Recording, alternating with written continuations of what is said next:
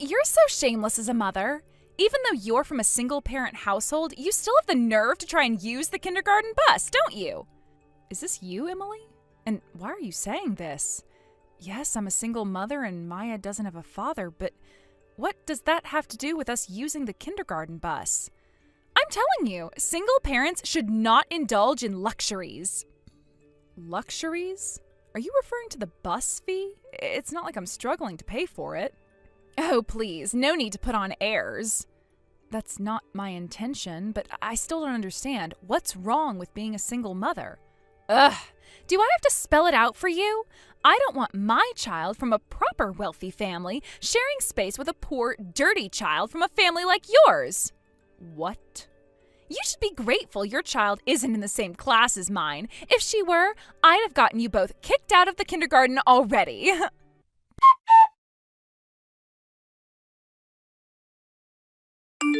Papa, the kindergarten bus passed by and left me again.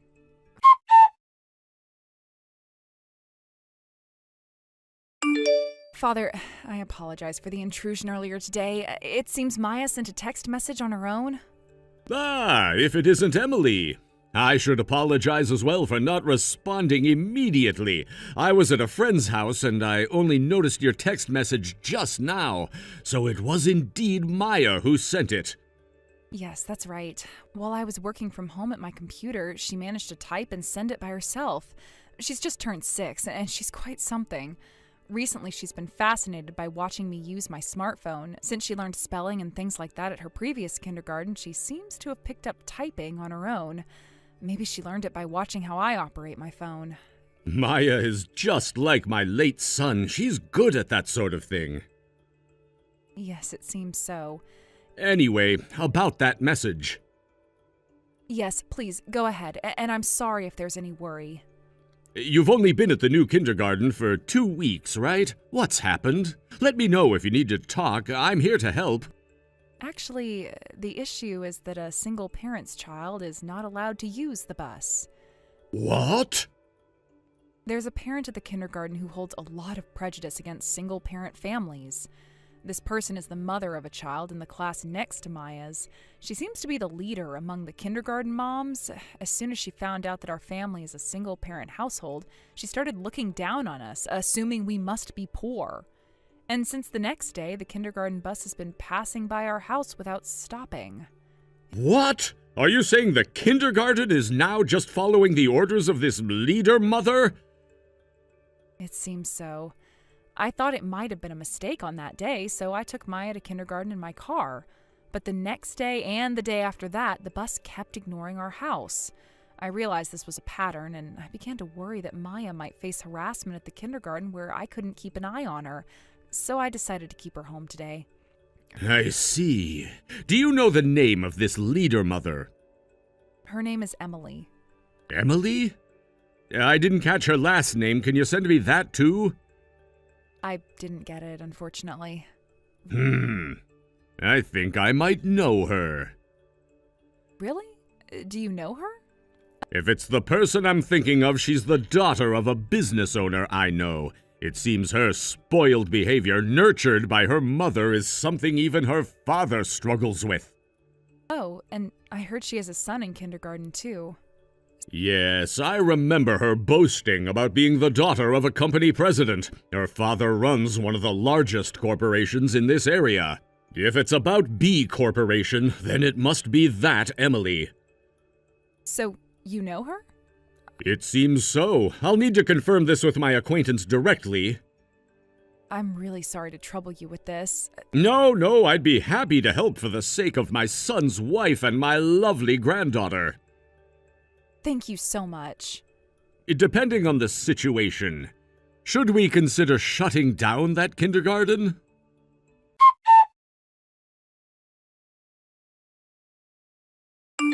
Could it be that your child hasn't been coming to kindergarten lately because you've run out of money for the tuition? So you're really struggling, aren't you?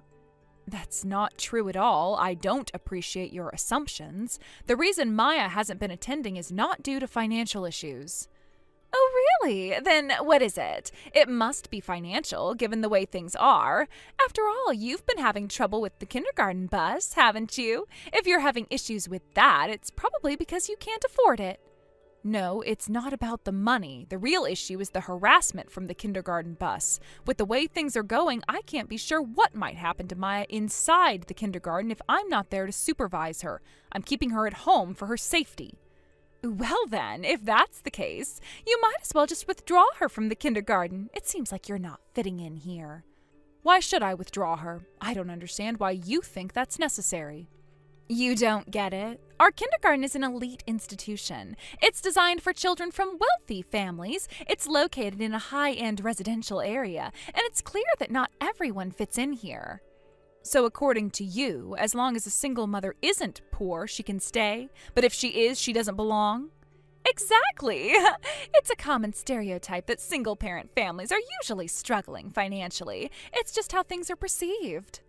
Well, that's called prejudice. Just because there's a stereotype doesn't mean it's right. Oh, come on. If you're saying that's not the case, then prove it. Show me evidence that you're not poor. Evidence? Is that what you need? I don't think it's necessary to prove anything to you. Of course, it's impossible to prove, isn't it?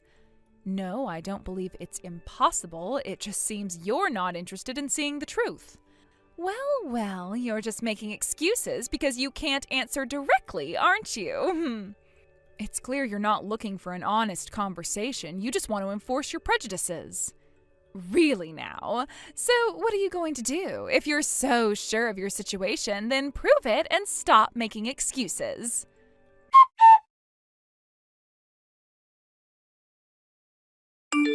Luna, good evening. How are you tonight? Good evening, Dad. I'm doing all right, thank you. How was your day? I've just finished speaking with Emily's father. It seems that there's been quite a bit of tension. So, what did he say? Is there any resolution in sight? Yes, there are some developments. I expect that there will be some action by tomorrow. He seemed quite intent on addressing the issue promptly. It looks like things might escalate a bit. I'm sorry if it ends up causing any inconvenience for you when I return home. I'll be dealing with this matter as best as I can.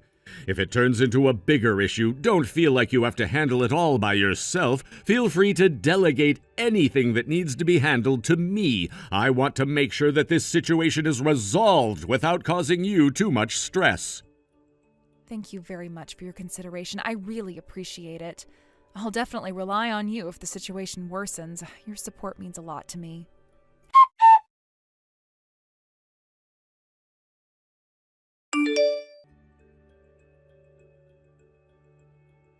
Hey, Luna!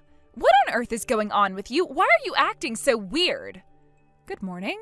What's with the sudden commotion? I'm just trying to understand what's happening. Who exactly are you? Huh? I'm a mother raising my only daughter while working from home. That's pretty much all I can say about myself. That can't be all there is to it. Otherwise, my father wouldn't have been so flustered just hearing your name. Moreover, I was really scolded for not including you. Could this be about the confirmation from my father-in-law? Huh? Father-in-law? Yes, my husband's father. Huh? Oh, I see. So even though you're divorced from your husband, you still have contact with your in-laws? We're not actually divorced. Huh? I thought your divorce was due to some affair of yours. Is that not the case? Where did you hear that from? Well, do you think all single mothers are divorced because of their own affairs? No, not quite. At least that's not my case. Then what exactly is the situation? My husband passed away from illness 2 years ago. Oh. So my father-in-law still deeply cares about us who were left behind, especially Maya, who is both his granddaughter and a precious memory of his son. Whenever something comes up, he immediately offers advice and acts swiftly to resolve the issue. The reason Maya and I recently moved to this area, which is where my late husband was from, was also his strong wish. What's that about? Of course, I believe it's important not to become too financially dependent, so I work and manage to save several $1,000s each month. I find it quite unfair to be labeled as poor under these circumstances. What exactly is your father-in-law? He shares the same last name as me and is a well-known acquaintance with your father, holding significant influence in this area. Does that not clarify things? Same last name? If you say that, then it must be... wait a minute. No way. Is he the major landowner who owns numerous properties in this entire area? Yes, that's right. He's my father-in-law, Rick. He's also Maya's grandfather. You're kidding me! No, I'm not. I'm sorry for any confusion. I should have clarified this sooner. I didn't realize how much of an impact this would have. This is quite the revelation. My father-in-law holds a prominent position in the region. He's known for his extensive real estate holdings. Exactly! I had no idea. This changes everything. I understand. It's a lot to take in. I should have been more upfront about this. It's just...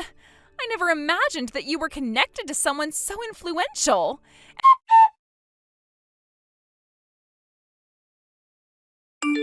Emily, please. Hey, please help me out here. I am facing a situation where my husband is on the verge of divorcing me. My father is also becoming increasingly upset, and my mother, who usually supports me unconditionally, is now siding with him. This is putting immense pressure on me, and I feel utterly lost. I see. I've received updates about this situation on my end as well. It appears that things have become quite complicated.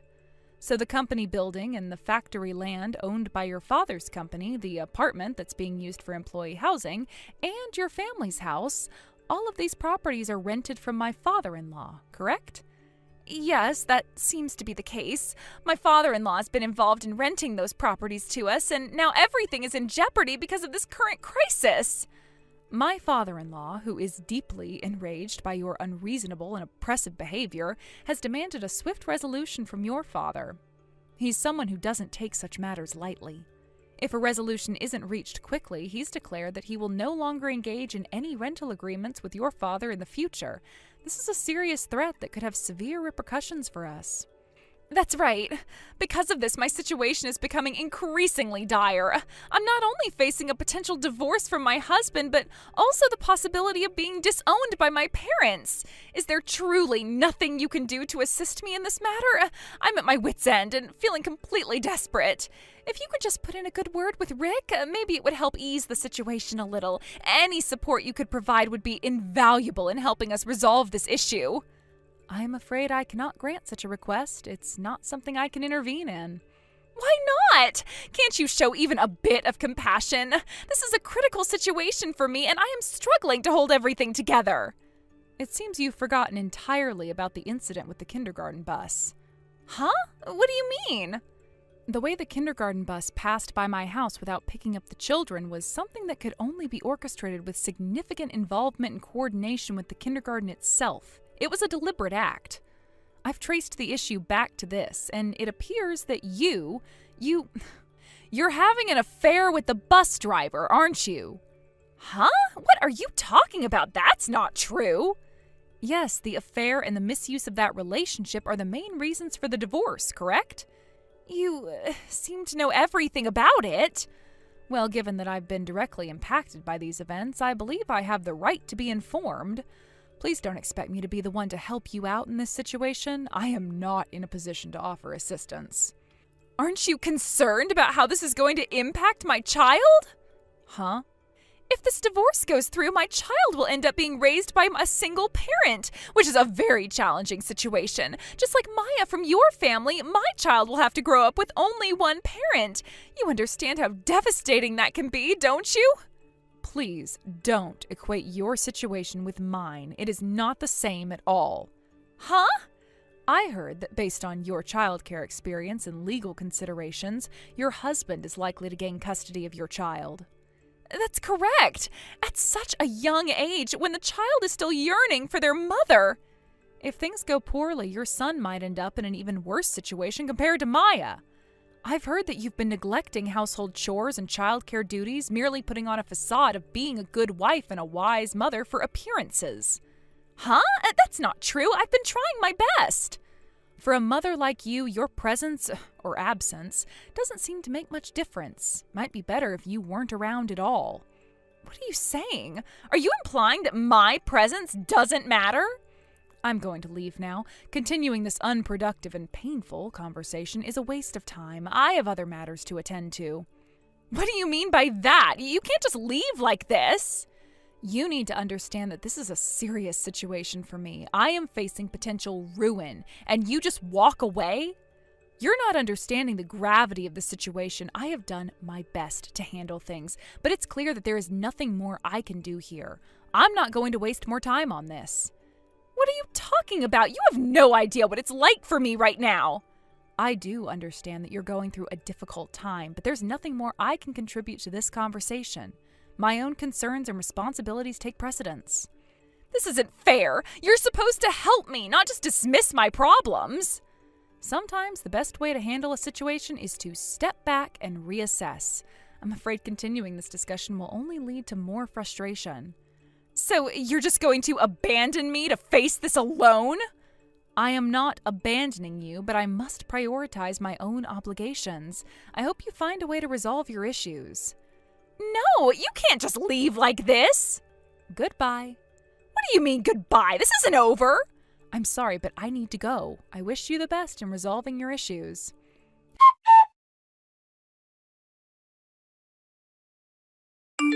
Hello, Luna. Hello. Have you managed to calm down a bit since we last spoke? Yes, somewhat. It's been a challenging time, but I'm getting through it. That's good to hear. I've been quite relieved because the acting principal at the kindergarten is a very caring and competent person. It's reassuring to know that Maya's in good hands. Thanks to that, I've managed to make some supportive friends among the other parents. That's great news. It's wonderful to hear that you're settling in well and finding a supportive community. Yes, it is a relief. By the way, I heard that there'll be a change in the managing organization of the kindergarten starting next year? Oh yes, that's actually true. It's a significant change, but one that's necessary. We can't let the quality of the care and the environment for the children decline, especially in light of the recent issues we've faced. I see. So what's the plan for the transition? Well, following the recent concerns, the stakeholders had a series of discussions about how to address the issues and improve the situation. It was decided that my close friend's educational foundation, which operates several reputable schools, would take over the management of the kindergarten. Oh, that's reassuring. By the time the transfer happens, Maya will already be in elementary school, but it's good to know that the changes should help restore trust in addressing any concerns for future parents. Exactly. We're working hard to ensure that the transition is smooth and that the kindergarten continues to be a nurturing environment for the children. That's good to know. By the way, have you already bought a backpack for Maya? No, not yet. It's something I've been meaning to do, but with everything that's been going on, I haven't gotten around to it yet. Well, if you don't mind, I'd love to help with that. I understand your parents are planning to buy a study desk for her, so I thought I could take care of the backpack. Oh, would you really? Oh, that's very generous of you. I didn't expect that, but it would be wonderful. Of course, I'd be happy to help. It's a special occasion, and I'd love to make sure Maya gets a backpack that she'll really like and be excited about. That's very kind of you. I'm sure Maya will be thrilled. She has a special bond with you as her grandfather, so this gesture will mean a lot to her. Yes, I'm sure it will. How about we plan a day to go shopping together? We can pick out the backpack and spend some quality time together. That sounds like a great idea. I'd appreciate your company. It would be nice to make a day out of it and have some enjoyable time together. Absolutely. It'll be a fun outing, and I think Maya will enjoy it too. Let's set a date to go shopping and get everything ready for her. Perfect. I'll check my schedule and let you know which day works best. Thank you so much for offering to help. No problem at all. I'm looking forward to it. It's a small way to contribute and show support, especially after everything that's been happening recently. I agree. It's moments like these that remind us of the importance of family and supporting each other. I'm glad we can do this together for Maya. Me too. It's important to make these moments special for her, especially as she transitions into a new stage of her life. Absolutely. I'm sure she'll appreciate the effort and care we're putting into this. It's all part of creating a positive environment for her as she grows. Definitely. It's also a way to show her that we're here for her and that we care deeply about her happiness and well-being. Yes, and I believe it will make a difference. She'll feel the love and support from all of us, and that's what truly matters. Agreed. So let's make sure to get everything done smoothly and enjoy the process. I'm looking forward to spending some time together and making this special for Maya. Me too. I'm confident that with your help, we'll make this a memorable and enjoyable experience for Maya. Absolutely. Let's make it a fun outing and ensure everything is perfect for her. Definitely. I'll make the necessary arrangements and get back to you with the details. Thanks again for your kindness and willingness to help. It's my pleasure. I'm happy to be able to support you and Maya. Let's make sure to create a wonderful experience for her. Indeed. I'm looking forward to it. It's important to create positive memories for Maya, and I'm glad we can do that together. Yes, and it's also a chance for us to bond and strengthen our family connections. I'm sure Maya will appreciate the effort we're putting into this. Absolutely. It's these kinds of moments that make a difference in her life and help her feel loved and valued. Exactly. So let's make the most of this opportunity and ensure that Maya has a great start with her new backpack and everything else. I couldn't agree more. I'll finalize the details and let you know soon. Thanks once again for being so supportive. No problem at all. I'm excited about our shopping trip and making this special for Maya. Me too. I'll see you soon and we'll make sure everything is perfect. Looking forward to it. See you soon. See you soon. Take care. You too. Goodbye for now. Goodbye.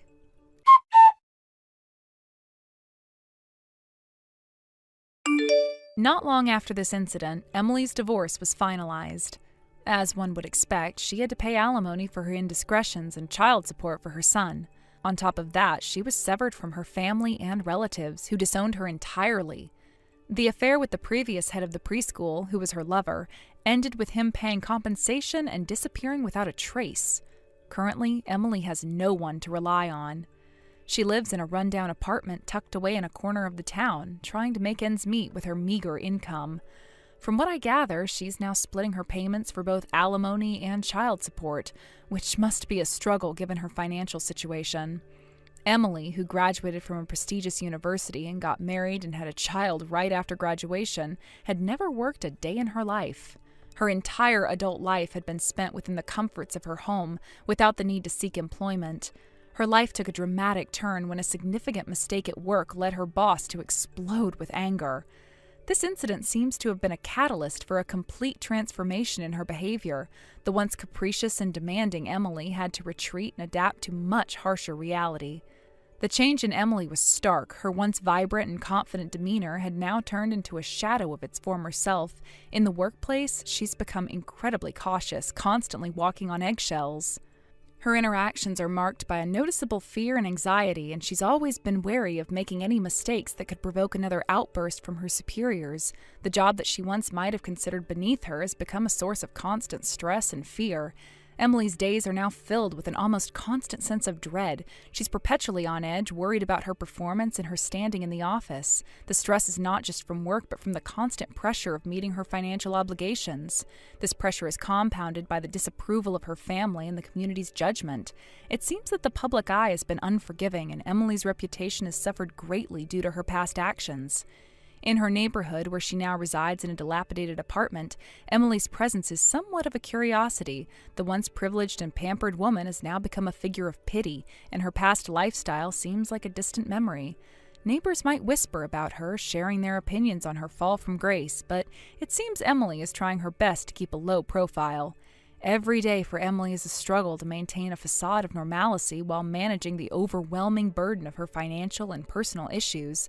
The sense of isolation she feels is palpable. She's lost her former circle of friends and has become estranged from her family, leaving her without a support system. Her days are spent in a state of apprehension, with every minor issue feeling like a potential crisis. Moreover, Emily's son, who is presumably affected by the turmoil in his mother's life, also bears the brunt of this instability. The child support payments are meant to ensure his well-being, but the emotional strain of their situation undoubtedly affects him. It's not just about the financial support, but the emotional and psychological stability that every child needs, which might be lacking in their current circumstances. The previous head of the preschool, who was involved in the affair with Emily, has also vanished from the scene. His departures left Emily even more isolated, as she no longer has any connection or support from that part of her life. The affair's fallout has not only impacted her personal life, but has had severe repercussions for her professional life as well. Emily's story is a stark reminder of how quickly life can change. From a position of apparent stability and privilege, she's been thrust into a situation of hardship and struggle. The luxuries and comforts she once enjoyed have been replaced by the harsh realities of living in a rundown apartment and dealing with the daily pressures of a difficult financial situation. Her experience is a lesson in the fragility of success and the ease with which it can slip away due to mistakes and poor decisions. In summary, Emily's current life is characterized by financial struggle, social isolation, and constant anxiety. Her fall from a life of comfort and security into one of hardship and anxiety is a testament to the impact that personal choices and circumstances can have on one's life. Her daily existence is now marked by a continuous effort to navigate her new reality while dealing with the emotional and financial consequences of her past decisions. Yo, Felipe! From today onwards, I'm the new manager around here. I was wondering who was messaging me at this time of the afternoon on my day off, and it just so happens to be you, Marcus. Nice to hear from you. Hey, you call me manager from now on, all right? Or boss, if that's the route you want to take. What, did something happen to the other manager of the store? I just told you that today I've been made the manager of this sushi restaurant. Could I ask you to please explain things in a little bit more detail for me then? Because as far as I'm aware, your uncle is still the manager of the restaurant and not you. And as far as the position of manager goes, I never even heard about how there would be a new manager elected to run the place. Did I miss some kind of a very important meeting the other day that I was supposed to be at? Well, my uncle just went and took his last breath and will no longer be coming out to run this place or anything else anymore. Really? He passed out back at home just the other day, and when the ambulance came and took him away, that was the last I'd seen of him. All right. I didn't realize. I am so sorry for your loss, Marcus. If there's anything you need my help with, anything at all, please let me know. Of course you'll be helping me out. As for right now, I can't be closing the restaurant at the last minute, but my family and I are all worked up right now and have to be home getting things ready for the funeral and such. So I'm gonna have you and Jay take over the place for me tonight, and for plenty of nights to come, I think. And once I've had time to talk with all of my family about it, we might be holding the funeral at the restaurant itself, so make sure you're all ready for that. I don't want to upset my uncle, who is not in heaven, by having us hold his funeral at his restaurant and it not being in tip-top shape. Understood. When you have all the details about that, please let the staff and I know. I'll get to work on changing things around on the schedule for everyone's shift. Good!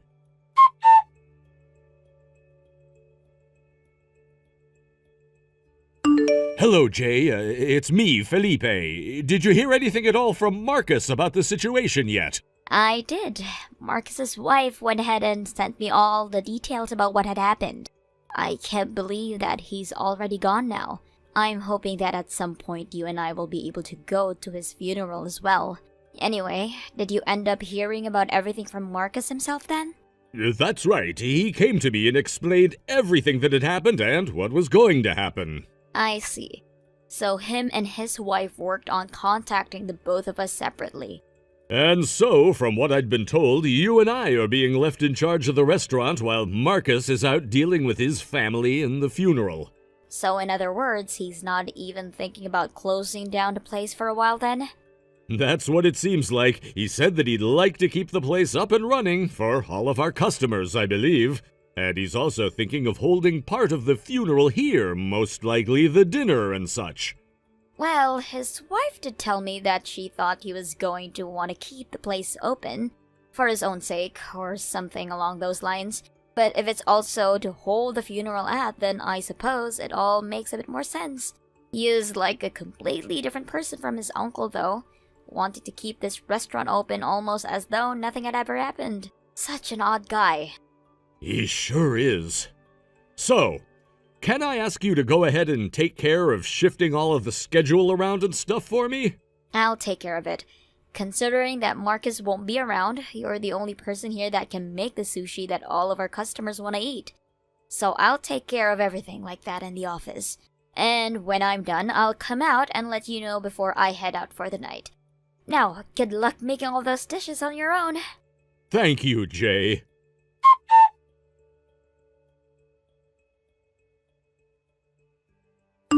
Felipe, listen, bud, cut it out with all of that careless talking while we're serving our customers. All you're here to do is make sushi for them and serve it.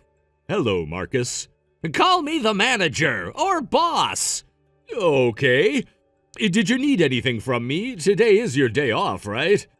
And like I was just saying to you, I'm not paying you to sit around talking all day to the customers while you're making that sushi. We have a server for that, as well as someone at the front of the house who can handle all of the customers. I find that it is a must to smile and make small talk with the customers while I do my job as a way of entertaining them. Huh? They come over to the counter for a reason, and it's not just to eat the sushi and then go home. And what exactly is wrong with me making the customers laugh and enjoy the service we give at this sushi restaurant? Was that all you had to say to me? If so, then I'll be going now. I have a long day ahead of me and not a lot of time to be staring at my phone.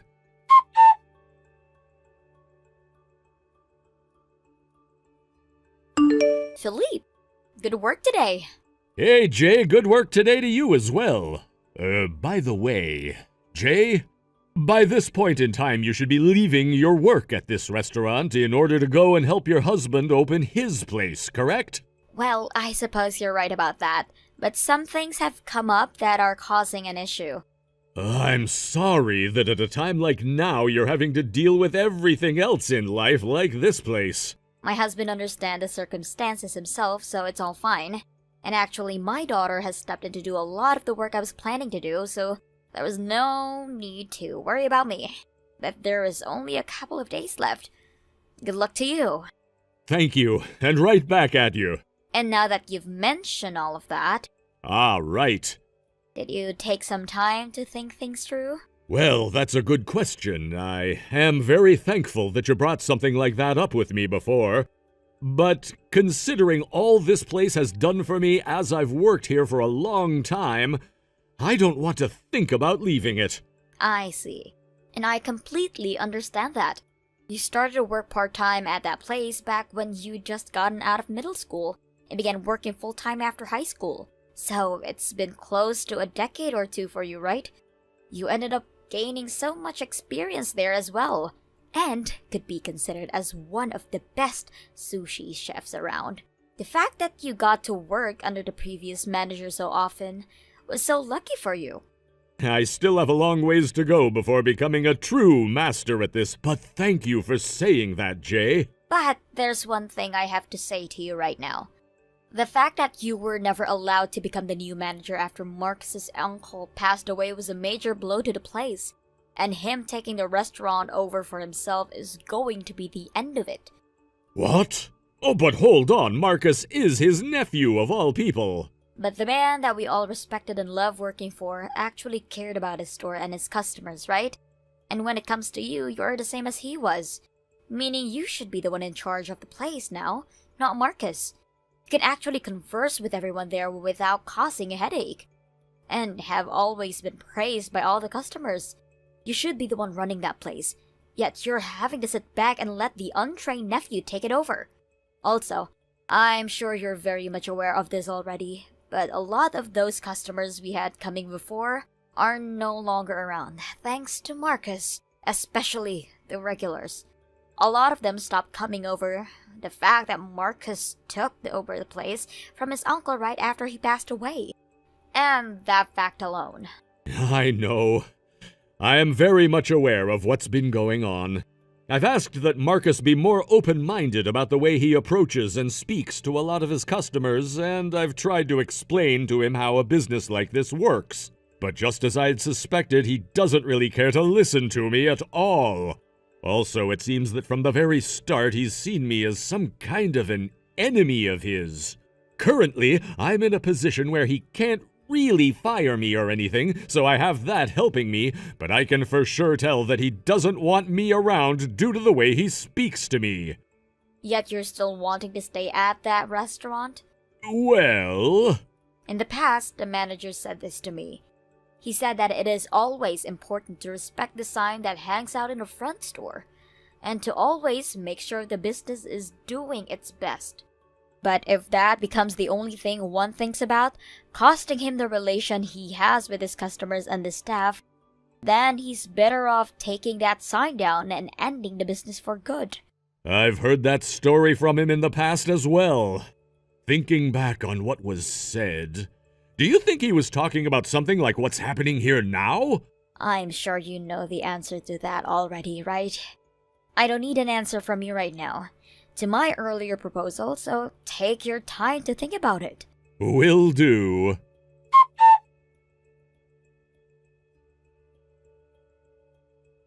Yo, Felipe! I'm gonna be changing up the staff here so you can choose between having your pay reduced or leaving my business. What? What are you talking about right now, Marcus?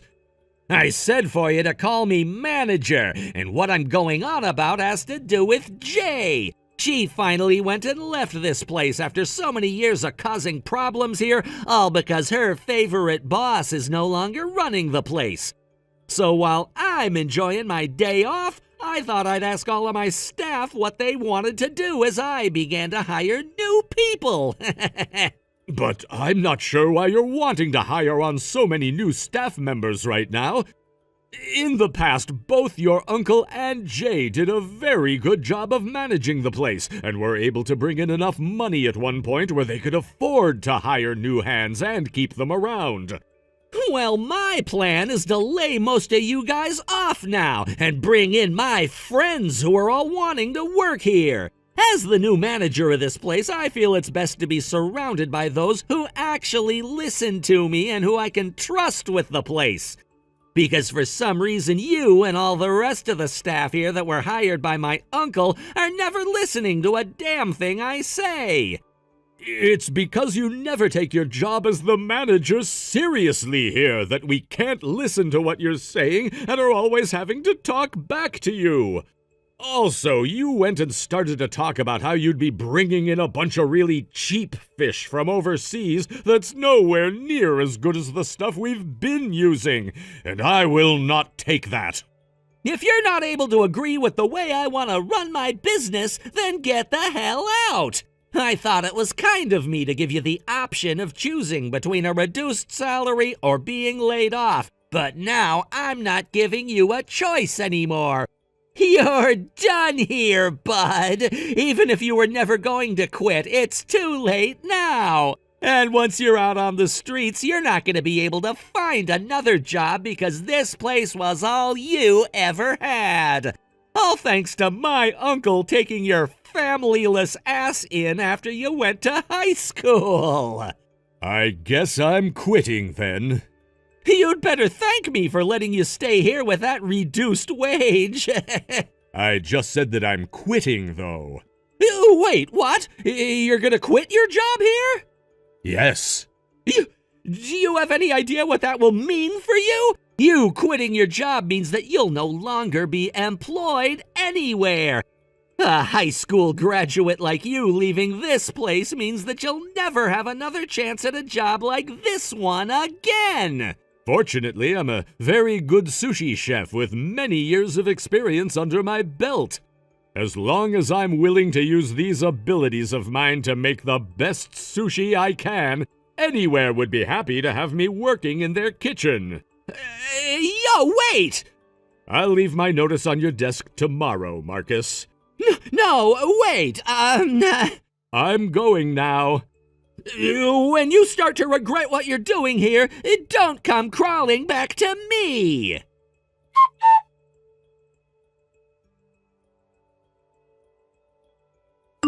Jay, I would really love to come and work for your husband at his sushi restaurant, please. Well. You made your choice a lot quicker than I was expecting you to. Well, something happened that led me to believe that right now would be the best time to go and join you and your husband at that new restaurant. I see. Considering I'm working for a new place now and have nothing to do with my past job, I don't think I should be asking about all of the details. But Philippe, I'm going to get you all set up to come and join us right now. Thank you so much, Jay.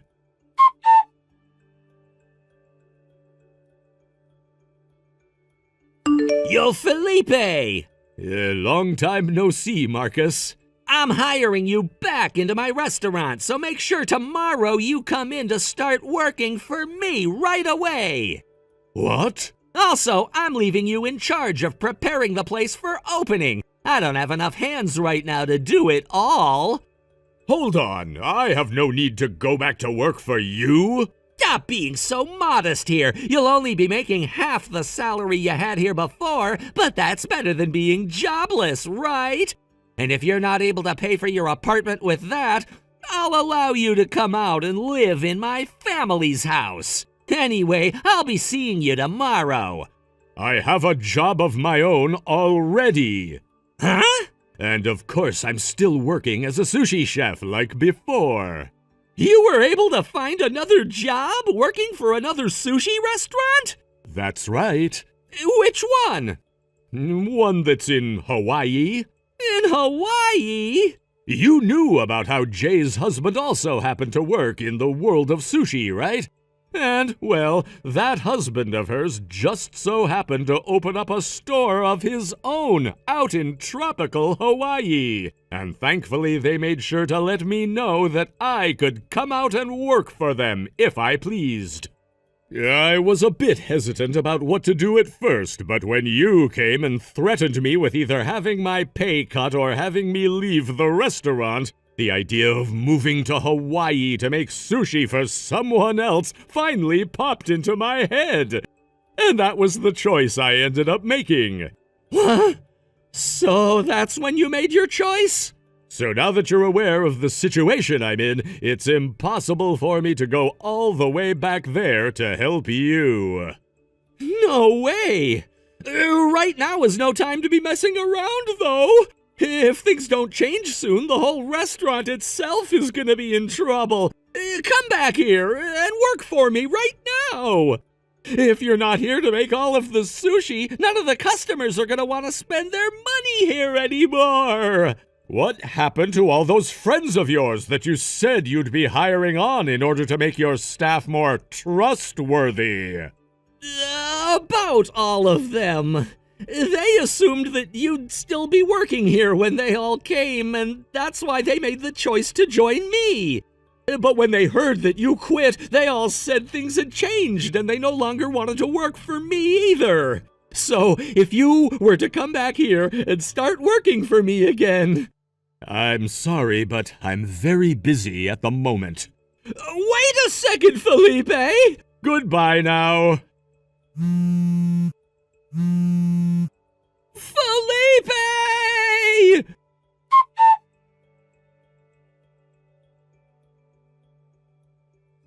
Ever since I left that place and moved out of the state, I heard about what happened through a coworker of mine who also happened to be one of the employees I ended up training as my first trainee. He told me that Marcus went and ordered a lot more fish from that really cheap supplier, and that led to all of the remaining staff to have a strike, saying that he was trying to kill his customers with terrible quality fish. And even before that strike took place, a lot of the customers that did end up going there were said to have gotten sick due to most of the fish no longer being sushi grade anymore, leading to a few cases of the restaurant being inspected by the state health inspector. The ratings of the restaurant went down the drain after those inspections came back poorly, and business there became more and more of a rare spectacle. The strikes also became more common until there was only a select few employees remaining there, which wasn't even enough manpower to have the restaurant open for one day.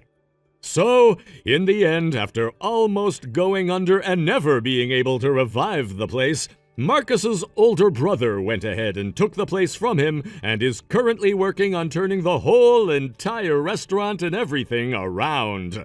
Of course, Marcus was not allowed to work there after the place was renovated and management had been changed, but his efforts to find other work weren't fortuitous. The word about him being a terrible manager spread like wildfire, and not a single place wanted to hire a man with such a rotten work ethic and horrible track record. He would find some work at places like gas stations and convenience stores, but due to his horrible attitude, he'd cause drama and the like and lose his jobs there as well. Recently, I've heard a rumor going around that he's having to sleep in a cardboard box out on the street every night as he tries his luck at gambling in a nearby casino with whatever money he can scrape up. As for myself, I've been fully moved into my new apartment here in Hawaii and have been working close to 60 hours a week making sure that the restaurant does well.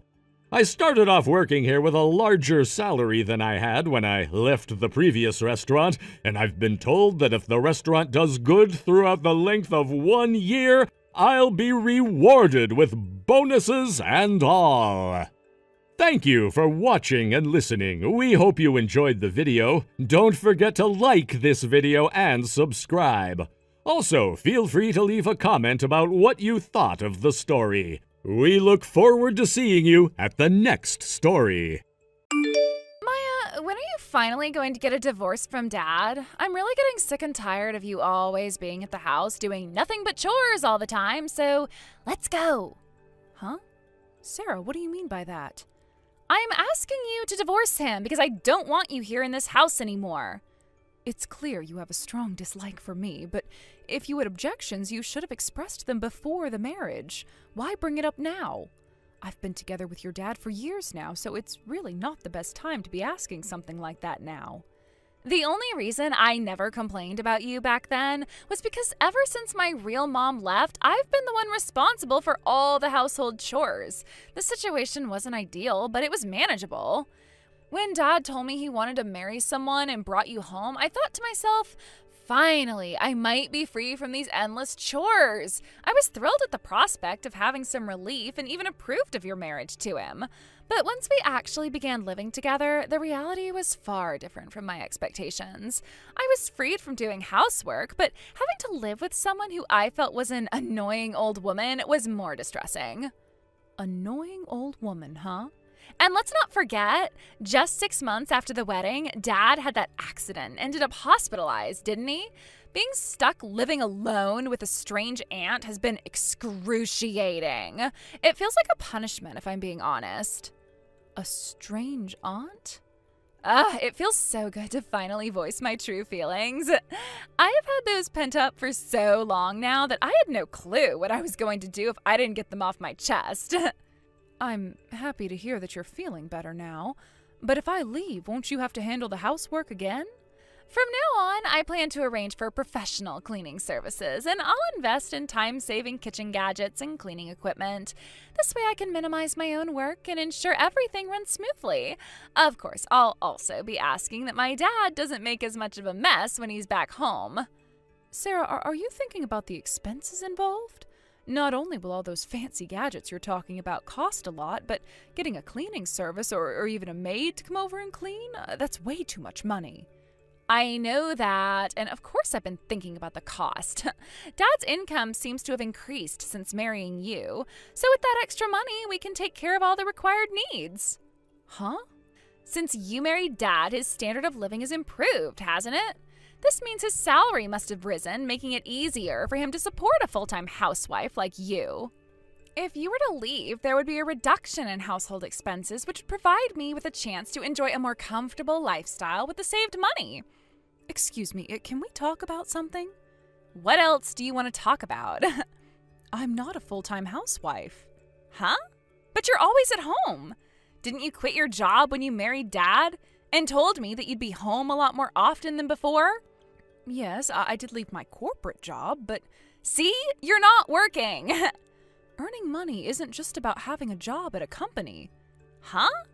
Currently, I work remotely, which means that I'm pretty much able to work from home all the time. Huh? Isn't that just doing a bit of work on the side while you handle household chores? Isn't that called piecework?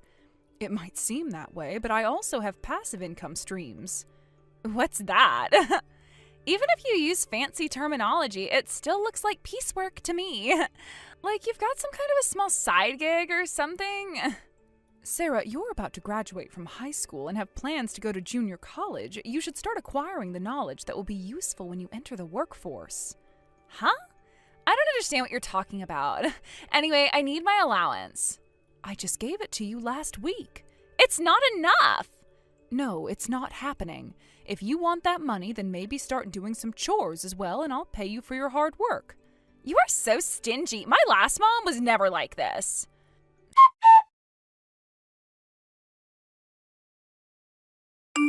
Sarah, sorry for interrupting you, but there's something I'd like to ask you about.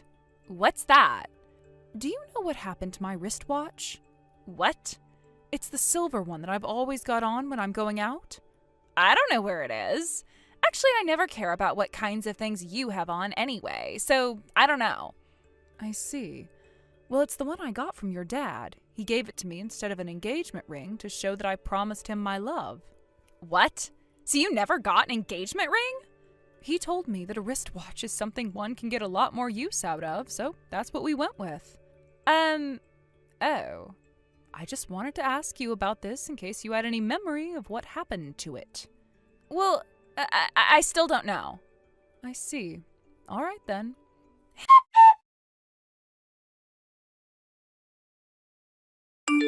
Hey, Mia? You returned to your family home after my high school graduation ceremony yesterday, didn't you? Yes, that's right. I'm currently staying at my family home. As I mentioned before, I came back because there is something important to announce. Dad's discharge date from the hospital's been set. I'm aware of that. I received a notification about it too. So, regarding what we discussed the other day, could you please act on it soon? What exactly are you referring to? I mean, how long do you plan on staying at Dad's house? It's time for you to stop leeching off of him. Who is leeching off of whom? It's obviously you. I'm not leeching. I have been working and contributing my share to the household expenses. Well, I anticipated you might say that, so I've taken the liberty of throwing out all your belongings. What? I thought that might be the only way to get you to leave. Get out now. You need to divorce Dad immediately. Oh, is that how you want to handle it? If that's the case, then you'll need to manage your dad's hospitalization costs yourself. What are you talking about? You're acting like you're the one covering Dad's medical expenses. Since you seem to be so concerned, why don't you take care of your dad's discharge arrangements? It might be best if you hear directly from him about his current situation and what needs to be done. Huh?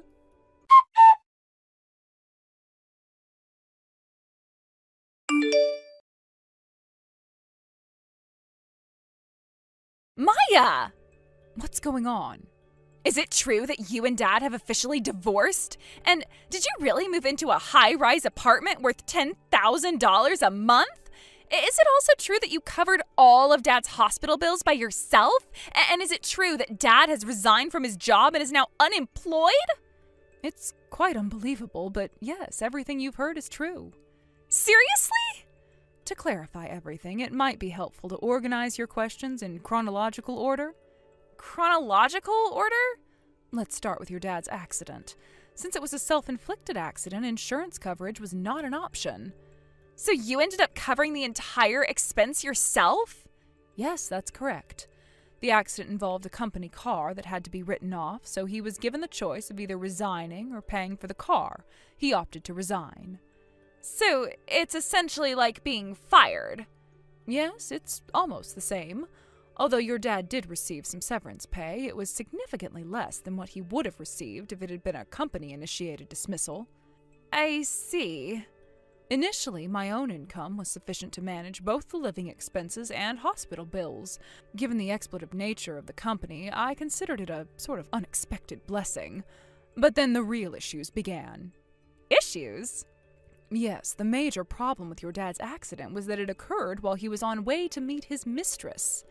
An affair? Dad had an affair? Yes, I found this out when I visited Yoshiro-san's hospital room at an unusual time and discovered him with his mistress. What? After revealing the affair, further investigation showed that it had been ongoing since before our marriage. It appears he was interested in my family's wealth. Huh? So your family is actually wealthy? Yes, that's correct. You can think of it that way. After discovering the affair, I had to quickly manage the divorce proceedings and compensation claims. Following that, I moved back to the high-rise apartment that I owned before marriage. Oh, the $10,000 high-rise? Yes, this apartment was inherited from my late father. It was valued at 100 million yen when it was first purchased, but its current value is likely diminished. But the high-rise... Let's not dwell on the high-rise details and focus on the core issues. Because of the divorce, I won't be charging you for the hospital expenses I covered during our marriage. However, any remaining unpaid amounts will need to be settled by you. But I'm unemployed. And don't forget about the compensation money. Oh, right. By the way, the mistress has already paid her share, but your dad still hasn't paid his portion. I have a feeling that Dad's expenses have accumulated to an enormous amount. I'm concerned that his severance pay might not cover everything. How he manages his finances is not my concern, so you should discuss this matter directly with your dad. And Sarah, you too. What about me? Regarding the matter of you taking and selling various items of mine without permission? Huh? You knew? Of course. With only you and me in the house, I immediately suspected you. To gather concrete evidence, I installed hidden cameras in my room. Cameras? Yes, I have detailed records of what you took from my room, and I've also tracked the app accounts you used to sell those items. That too? You mentioned discarding my belongings, but it turns out you sold what you could, didn't you? The total damage, based on what I know, amounts to just over 5,000. I will make sure to claim that amount. No way. And what about the private school tuition for you? Huh? I was the one who paid for the entrance fee and tuition as a gesture of goodwill. So you're the one who covered the entrance fee? But when it comes to college, I won't be handling any future tuition costs, so you'll need to figure that out on your own. Really? Dad doesn't seem reliable, so what should I do? Well then, I think we're done here. From now on, please handle everything through a lawyer. Goodbye.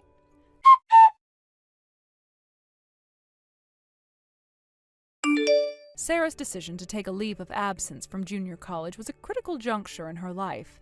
Opting to step away from her studies temporarily, she embarked on a new chapter marked by independence and self-sufficiency. She moved into her own apartment and began working part-time to support herself. At first glance, this shift seemed like a positive transformation. On the surface, it appeared as though Sarah was making significant strides towards personal growth and responsibility.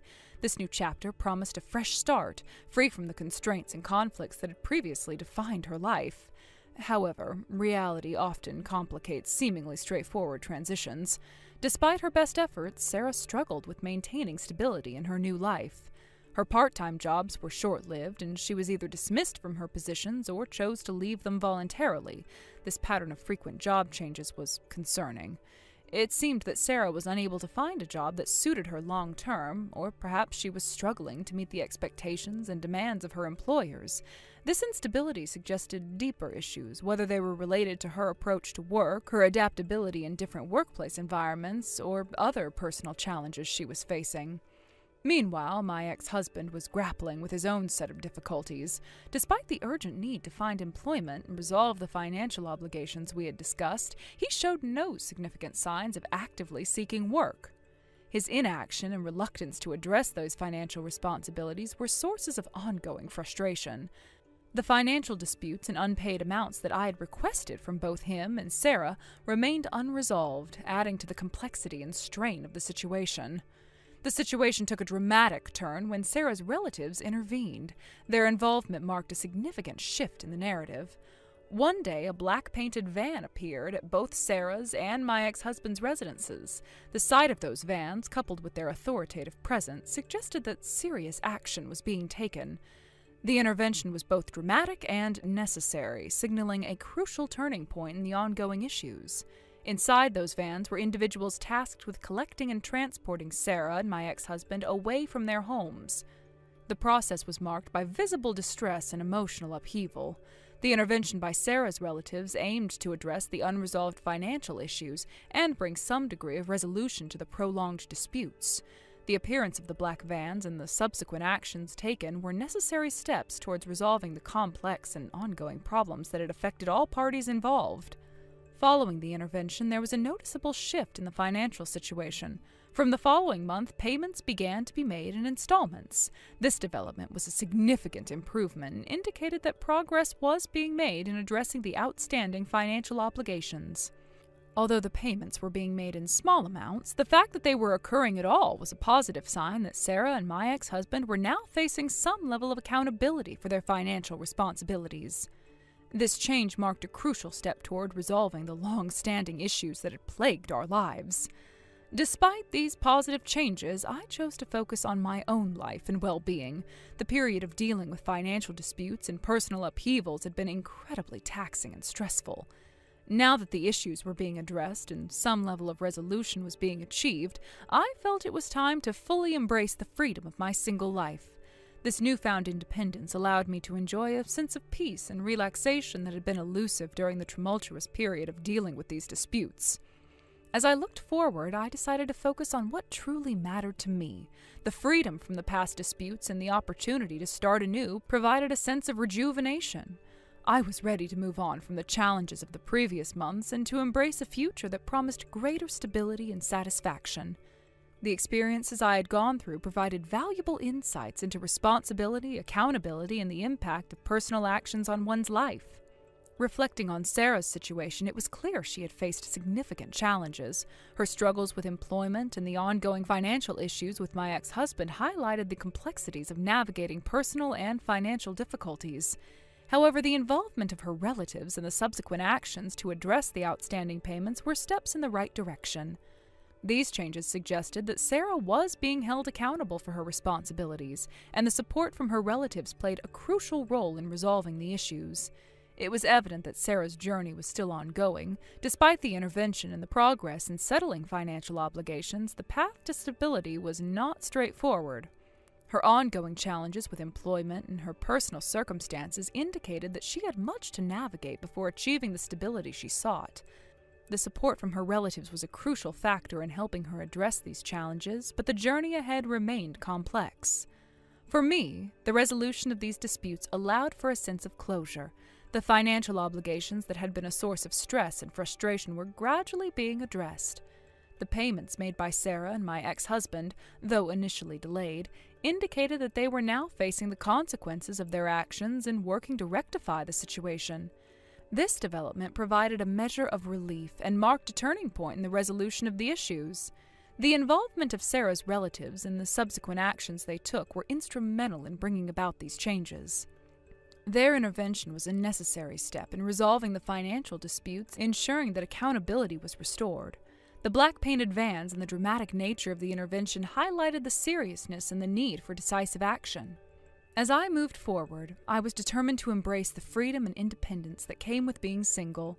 The experiences of the past had shaped my approach to life and provided valuable lessons. I looked forward to a future where I could focus on my own goals and aspirations, free from the burdens of past disputes. The resolution of the financial issues allowed me to fully appreciate the sense of closure and to look ahead with renewed hope and optimism. The entire experience had been a journey of growth and self-discovery. It had taught me the importance of responsibility, accountability, and the impact of personal actions on one's life. While the resolution of the disputes provided a sense of closure, it also marked the beginning of a new chapter. I was ready to step into this new chapter with a renewed sense of purpose and a commitment to embracing the opportunities and challenges that lay ahead. In conclusion, Sarah's journey and the resolution of the financial disputes were significant milestones in the narrative of our lives. The intervention by her relatives and the subsequent progress in settling financial obligations marked important steps towards addressing the issues that had affected us. The experiences of the past provided valuable lessons and insights, shaping my approach to life and reinforcing the importance of responsibility and accountability. As I looked toward the future, I was ready to embrace the opportunities and challenges that lay ahead with a renewed sense of purpose and optimism. Thank you for watching. Please subscribe and hit the like button. See you next time.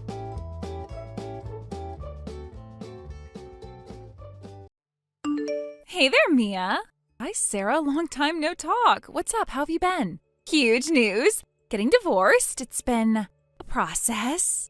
Whoa, seriously? What happened? Are you okay? You seemed happy the last time we spoke. Oh, you know, the usual. We just weren't working anymore, growing apart, different priorities, the whole shebang. But honestly, that's not the main thing I need to talk to you about right now. Okay. Well, I'm really sorry to hear that, Sarah. That sounds rough. Is there anything I can do? Anything at all? Actually, yes, there is. A pretty big thing, actually. Hannah and I are going to need a place to crash for a bit, just until we figure things out. A place to crash? What exactly do you mean by that? Like, for a few nights? We're moving in with you. Moving in with me? Sarah, hold on a minute. What are you talking about? You can't be serious. I am completely serious. We need a place. You have a place. It seemed like the most logical solution, all things considered. Problem solved. Problem solved? No, Sarah, that's not how this works. My apartment isn't a hotel. You can't just move in. This is my home, Liam's home. Why not? You've got that extra room, right? The one you were going to turn into a yoga studio? Some kind of Zen space? It's a guest room, which will eventually be a nursery. We've talked about this. And even if it wasn't, my apartment is not some temporary housing for you and Hannah while you sort things out. This is a big ask, Sarah. Oh, come on, Mia, don't be like that. We're family, sisters. You're not going to leave your own sister and niece out in the cold, are you? Especially now when we're going through a tough time. Well, of course not, but there are other options. We can look at short-term rentals, or what about Mom and Dad's place? They have plenty of room, and it would give you both some space to breathe. Ugh, Mom and Dad's in the middle of nowhere? Hannah needs to be in the city for university. Orientation is next week. All her friends are here. Her part-time job is here. Her life is here. You know how important this is to her. She could commute. It's not ideal, but lots of people do it. It's a common thing. And you know how much she hates the train. She gets terrible motion sickness. Besides, this would be just temporary until I get back on my feet and find something more permanent. A few weeks, maybe a month at most. Temporary could mean anything with you, Sarah. And what about Liam? Have you even considered how he might feel about this? This isn't just my decision to make. We share this space. Liam's great. He's always been so supportive of me. I'm sure he wouldn't mind at all. He's such a good guy. It's not like you guys use all that space anyway. You're always out. We live in a 2-bedroom apartment, Sarah. It's not exactly a sprawling estate. And we value our privacy, our routine. Having 2 extra people here will completely change that. Look, Hannah's starting university. It's a big transition for her, a vulnerable time. She needs stability right now, a familiar environment. And frankly, so do I. This would be the easiest, most seamless solution for everyone involved, less upheaval. Easy for you, maybe. I'm the one who would have to completely disrupt my life, my schedule, my home. It feels like you're not even considering my feelings in this. Don't be dramatic. It's not that big of a deal. We'll stay out of the way, I promise. Hannah's pretty self-sufficient, keeps to herself mostly, and I'm sure I can help out around the place. I'm not completely useless, you know. Help out? When have you ever voluntarily helped out with anything? You expect everyone else to clean up after you. Hey, that's not entirely fair. I can be helpful when I want to be, and I want to be now. I'll do dishes, I'll take out the trash, whatever you need. This isn't about whether you can be helpful, Sarah. This is about you making a unilateral decision that affects my home, my relationship, my peace of mind. It feels incredibly disrespectful. So what are you saying? You're just going to turn your back on us when we need you the most after everything we've been through as sisters? After everything, what? Sarah, I'm the one who's always been there for you, picking up the pieces. Remember that time with... Never mind, that's not the point. Exactly. So now it's your turn to be there for me. We're family. This is what family does. We support each other. Family communicates openly and honestly. Family discusses big decisions. Family doesn't just announce they're moving in with zero regard for the other person's feelings or living situation. There has to be a conversation. Look, I really don't have time for a lengthy debate right now. I've got a million things to do. Packing, paperwork, you name it. Just consider it done, okay? We'll probably be there later this afternoon. Around 5 or 6? Sarah, no, don't just assume you can walk all over me and Liam like this. We need to talk about this properly. Gotta run, my lawyer's calling. See you soon. Don't forget to make up the spare bed. Sarah! Oh, this is absolutely unbelievable.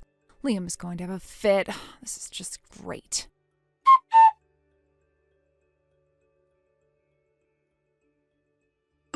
Hey, Aunt May. Just finished my shift. Heading back now. Need anything from the store?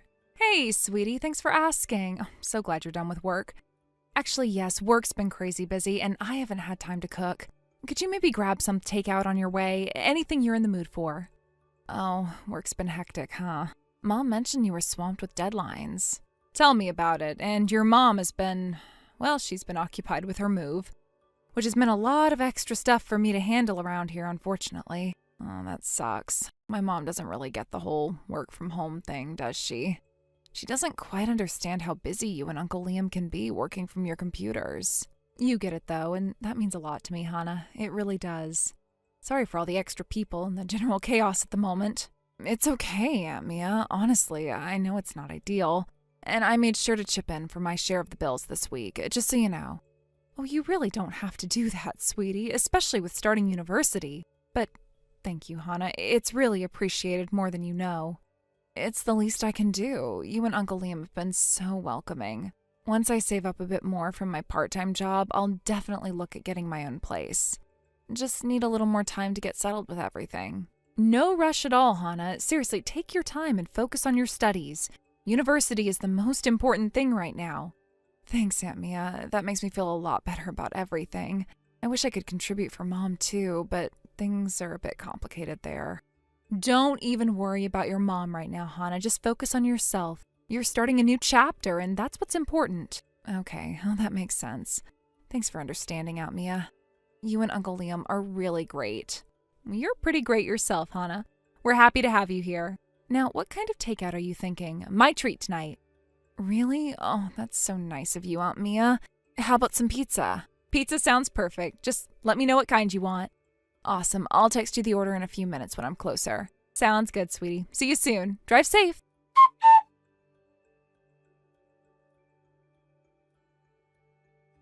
Hey, honey, just texting. Hannah's grabbing takeout. She's actually being really sweet and helpful. Hey, that's good to hear. How are you holding up with everything? It's a lot. Sarah's still very much in Sarah mode, if you know what I mean. Yup, loud and oblivious. Exactly. She hasn't offered to lift a finger and seems to think we're running a free hotel. Not surprised. Did you mention anything about, a timeline? I tried, but she just brushed it off. Said it would be temporary. That could mean anything. This is exactly what I was worried about. Me too. Hannah's a bright spot, though. She seems genuinely appreciative. That's good. At least one of them has some sense of consideration. Right? It's a stark contrast. Makes me feel even more frustrated with Sarah. I can only imagine. Just try to hang in there. We'll figure this out. I hope so. I really do. I miss our quiet evenings. Me too. Maybe we can have a strategy meeting after dinner? Definitely. Pizza and plotting. Sounds like a plan. Sounds perfect. See you soon. Love you. Love you too. Thanks for being so understanding.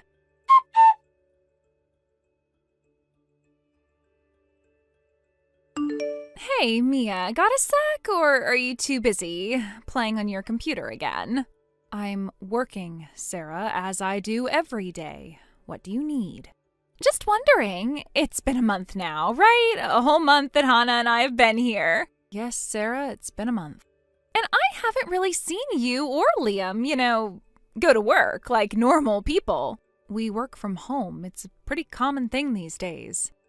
Yeah, I've heard of it, but honestly, it just looks like you two are always just hanging out on your laptops, watching videos or something. We are working. Liam is a software developer and I'm a writer. Our computers are our offices. We have deadlines and clients and projects. Right, working. It just seems so cushy, like you're not really contributing. Contributing? Sarah, we pay the rent, the bills for our food. We are fully functioning adults with careers. Well, yeah, before we got here. Things must be tighter now with 2 extra people eating your food and using your utilities. They are tighter, yes, significantly tighter. So I was just thinking, when are you two planning on, actually going out and getting real jobs? We have real jobs, Sarah. They just happen to be done remotely. It's a legitimate way to earn a living in the 21st century. I'm surprised you don't know that. Oh, I know it exists. I just don't know how much actual money people can make just typing on a computer all day. Sounds like a scam, honestly, or a hobby. It's neither a scam nor a hobby. It's how we support ourselves. And it was how we were supporting ourselves perfectly well before we had unexpected long-term guests. Okay, no need to get defensive. I'm just saying, maybe it's time for a change. For you both to get something more stable, with a regular paycheck. Our income is stable. We've been doing this for years. It provides us with a comfortable life until recently. Look, I'm just trying to be practical. You've got me and Hannah here now. Things are different. You need more income. And you think the solution to that is for us to quit our established careers and go find completely new jobs? That makes absolutely no sense, Sarah. Well, what's the solution then? Because I'm not exactly rolling in cash right now, Divorce settlements take time. I understand that, Sarah, but we didn't ask for this situation. And frankly, the solution involves you contributing in some way while you're staying here. Contributing how? I've offered to help out, remember? Helping out occasionally is not the same as contributing to the household expenses that have doubled since you arrived, or doing your fair share of the chores. Look, I'm not used to being told what you do in my own space, and technically, this is kind of my space now too, isn't it? No, Sarah, this is our space. You are a guest, a long-term, uninvited guest. Ouch! Harsh much? Truthful much. Liam and I work hard for what we have. We budget, we plan. And suddenly, our entire financial situation has been thrown off because of your unexpected arrival.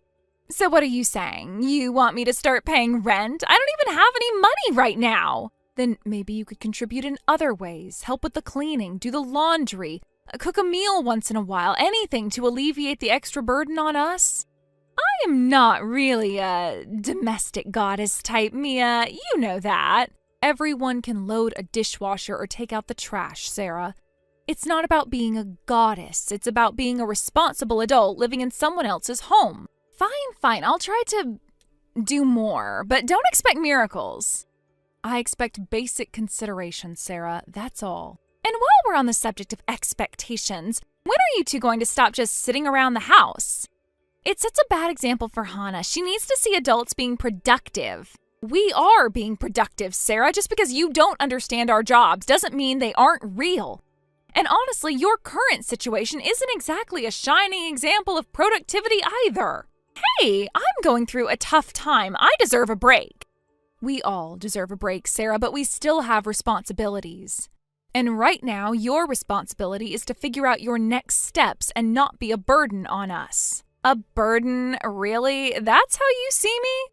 Sarah, with all due respect, yes. Your presence here has doubled our expenses and added significantly to our workload without any contribution from your end. What else would you call it? This is unbelievable. My own sister.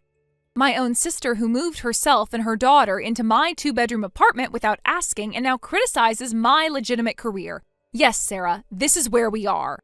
Well, maybe if you had a real job, you'd understand the pressure of life. I do understand the pressure of life, Sarah. That's why Liam and I work hard at our not real jobs to pay our bills and maintain our home. A home that you have now disrupted. Ugh, whatever. I'm going to go watch TV. At least that's something I understand.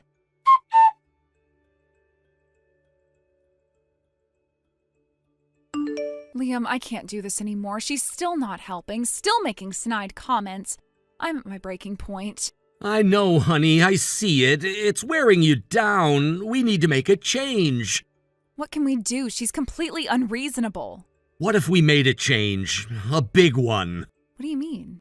This apartment, it's in my name, right? We're the leaseholders.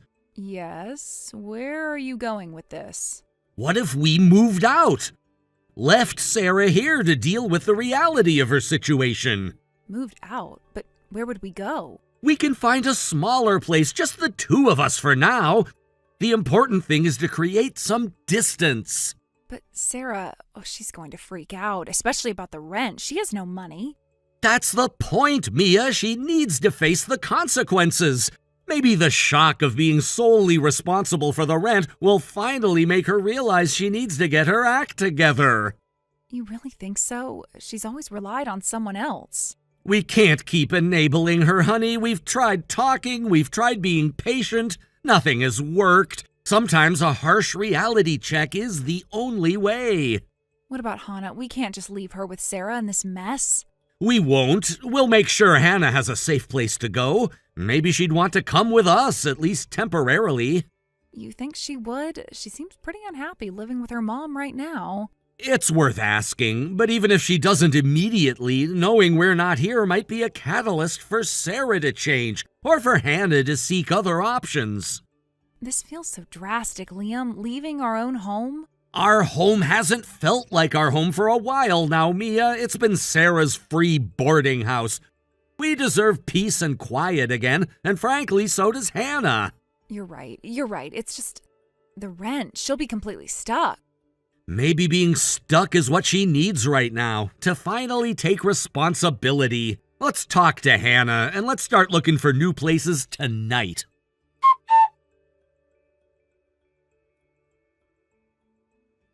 Hey, where are you guys? The house is totally empty. Huh? Oh, there's a note on the table. Sarah, we've moved out. You can have the place to yourself from now on.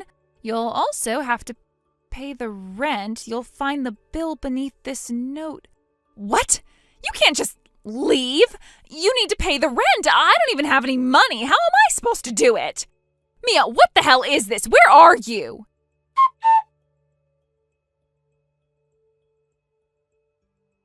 Hannah, where are you? Mia and Liam just took off and left me here.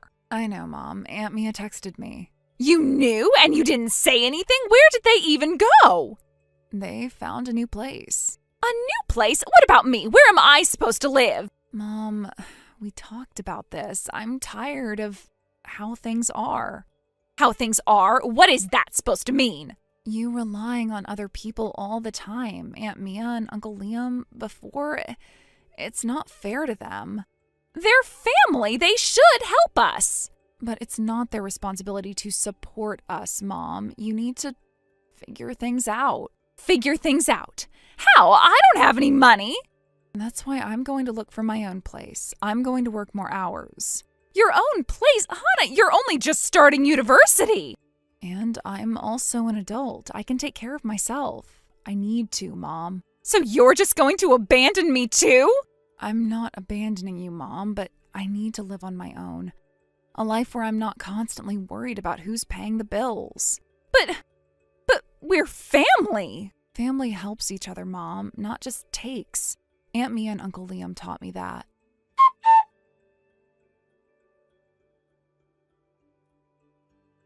It's been a few months since we moved out. The silence in our smaller place was a welcome change. We were just starting to feel settled when Sarah, unsurprisingly, moved out of the condo before the rent was due.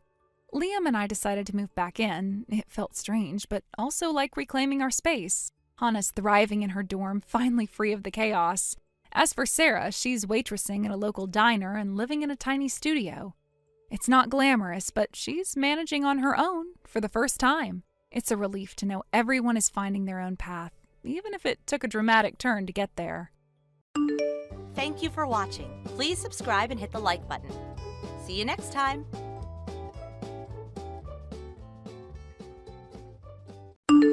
Yo, Shane, my man, how's it going, dog? What are you up to these days? Oh, wow. Thanks for messaging me, dude. You reminded me of something important. Oh, yeah? Always glad to be of assistance. What did I remind you of? That I never blocked your phone number. And that's a mistake I'll be remedying right now. Goodbye, for good this time. Oh, come on, man. You can't do that to me. After all we've been through. If all we've been through is what we're going off of, what I should do to you would get me a life sentence. Which would be totally worth it, by the way. Yikes, Shane. Chill out, would you? Nah, no need to be concerned about that. I'm perfectly chill. Now, back when you slept with my wife and broke up my marriage, I was definitely not chill for a pretty long time. But right now, yeah, I'm totally chill. If I had to say, my feelings for you right now are more like the way you feel when you're driving down the road, and then a massive bug splats on your windshield right in front of your eyes. Then you turn on your windshield wipers, and all it does is spread the splattered bug guts all over the windshield. That's a pretty vivid metaphor. But why are you still so upset about it? That was all 3 years ago. And I broke it off with that chick forever ago. Yeah, I heard. Oh, you did? How? After you dumped her, she came crawling back to me. She was all like, I made one little mistake, give me another chance. That went on for about a month before she finally gave up. I actually had to talk to my divorce lawyer and have him get me a restraining order against her. Yeah, that sounds like her. But it sounds like that's all been worked out, so don't you think it's time you let bygones be bygones? And why should I? Because we were best friends back in school, dude. Seriously, we had some absolutely legendary adventures, didn't we? It's not too late to start again, man. Let's you and me go party like the good old days. I'd rather lick the bug stain I mentioned in my last metaphor than hang out with you again. Goodbye. I don't know if you really want to do that, Shane. There's something important I have to tell you, and trust me, you really want to hear this. Oh, yeah? Yeah, it's about your wife. What about my wife? I heard you got remarried, so I wanted to see what the buzz was all about. So I did some digging, and wow, you really hit the jackpot, dude! You have about 10 seconds until I block your number, so get to the point. I just wanted to tell you that I'm now 2-0 for stealing your chicks, Shane. I've now slept with both of your wives. Nice try, Kellen, but you're either mistaken or lying. I know where my wife is. She went to visit her parents today. Oh, is that what she told you? Yeah, she's been planning on visiting her folks all week. Wow, she was so excited to meet up with me again that she spent a whole week lying to you. Sorry, bro, but she's next to me in bed right now. No, Kellen, she's not. She just walked in the front door. Man, I feel really bad for you. You're so crushed that now 2 girls have picked me over you that you're hallucinating. Sorry to break it to you, but this is reality. And the reality is that your wife is never coming back to you. I'm kinda curious, is the problem that I'm just way too manly or that you're way too unmanly? Nah, who am I kidding? It's obviously the first one. Look, dude, I have zero idea what you're going on about, but my wife hates playboy losers like you more than anything else in the whole world. And I know for a fact that she never has and never will cheat on me. Were you not listening to me? I just told you she's cheating on you right now. Like we're literally getting ready for round 2, dude. Oh, looks like she's ready now. Gotta go. I'll tell her you said goodbye.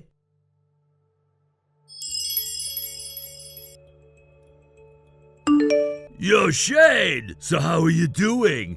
Has the reality that your wife left you for me and you're single again sunk in yet? Man, how are you even getting by without anyone to do all your chores for you? I bet you've got dishes and laundry piled up to the ceiling. Just try not to end up on one of those hoarder TV shows, will ya? I'm not 8 years old, Kellen. I know how to wash dishes and do the laundry. I also know what day garbage day is, so no need to worry about me. Man, your wife made me breakfast this morning and it was incredible. I'll bet it was her cooking that really sealed the deal, huh? It's crazy to think that you've been eating handmade food like this every day. And even crazier to think that I'm gonna eat it every day now. God, that's gotta be the absolute worst, isn't it? You went from fresh eggs and bacon to microwave breakfast burritos. Actually, my wife makes pretty good handmade breakfast burritos, and I just had some this morning. Huh? Oh, you must have still had some leftovers from the last time she made breakfast for you. You'd better watch the expiration date on that stuff. You're gonna get salmonella or something. No, she made them fresh this morning. All right, I remember you were hallucinating that your wife was still at home with you the other day. I guess that means you're hallucinating the breakfast burritos too, then? You're gonna starve to death in a week at this rate. Kellen. Yeah, dog? I think you're the one who's hallucinating. My wife's right here in my house. I'm talking to her right now. I doubt that you'll believe me even if I tell you, but it's the truth, so... Do you think you could knock off these texts? Oh my God, bro! Have some dignity! Do you think you could knock off these texts? Oh, you sound like such a loser! Are we done here? I'm kind of busy right now. We're getting ready to go on our honeymoon. We were too busy to go back when we first got married, so we've been really looking forward to it. Nah, dog, please don't tell me. Your honeymoon? I've been sleeping with your wife every night for the last few days, and you're over there getting ready for your honeymoon? You're freaking mental, man. Get help. Oh, God, I think I'm gonna pull a muscle from laughing so hard. This is the best. Go ahead and laugh it up, Kellen. I have no idea what you're talking about. My wife's across the room from me, packing up her own suitcase. I have no idea what your angle is trying to gaslight me into thinking my wife isn't here when she totally is. But for real, dude, get a life that doesn't involve whatever the hell this is. Get a life? There's one I haven't heard since we were in middle school. You're so pathetic. We're going to our neighbors in a few minutes to have them take in our mail for us for the next few weeks. Wait a second. So you're being for real then? You're actually going on your honeymoon this weekend? Yup, bye. This is insane! Like, what are you gonna do when she doesn't show up at the airport? Or are you gonna take 2 suitcases along and hope she meets up with you later on? Oh God, this is starting to get sad, but it's still freaking hilarious!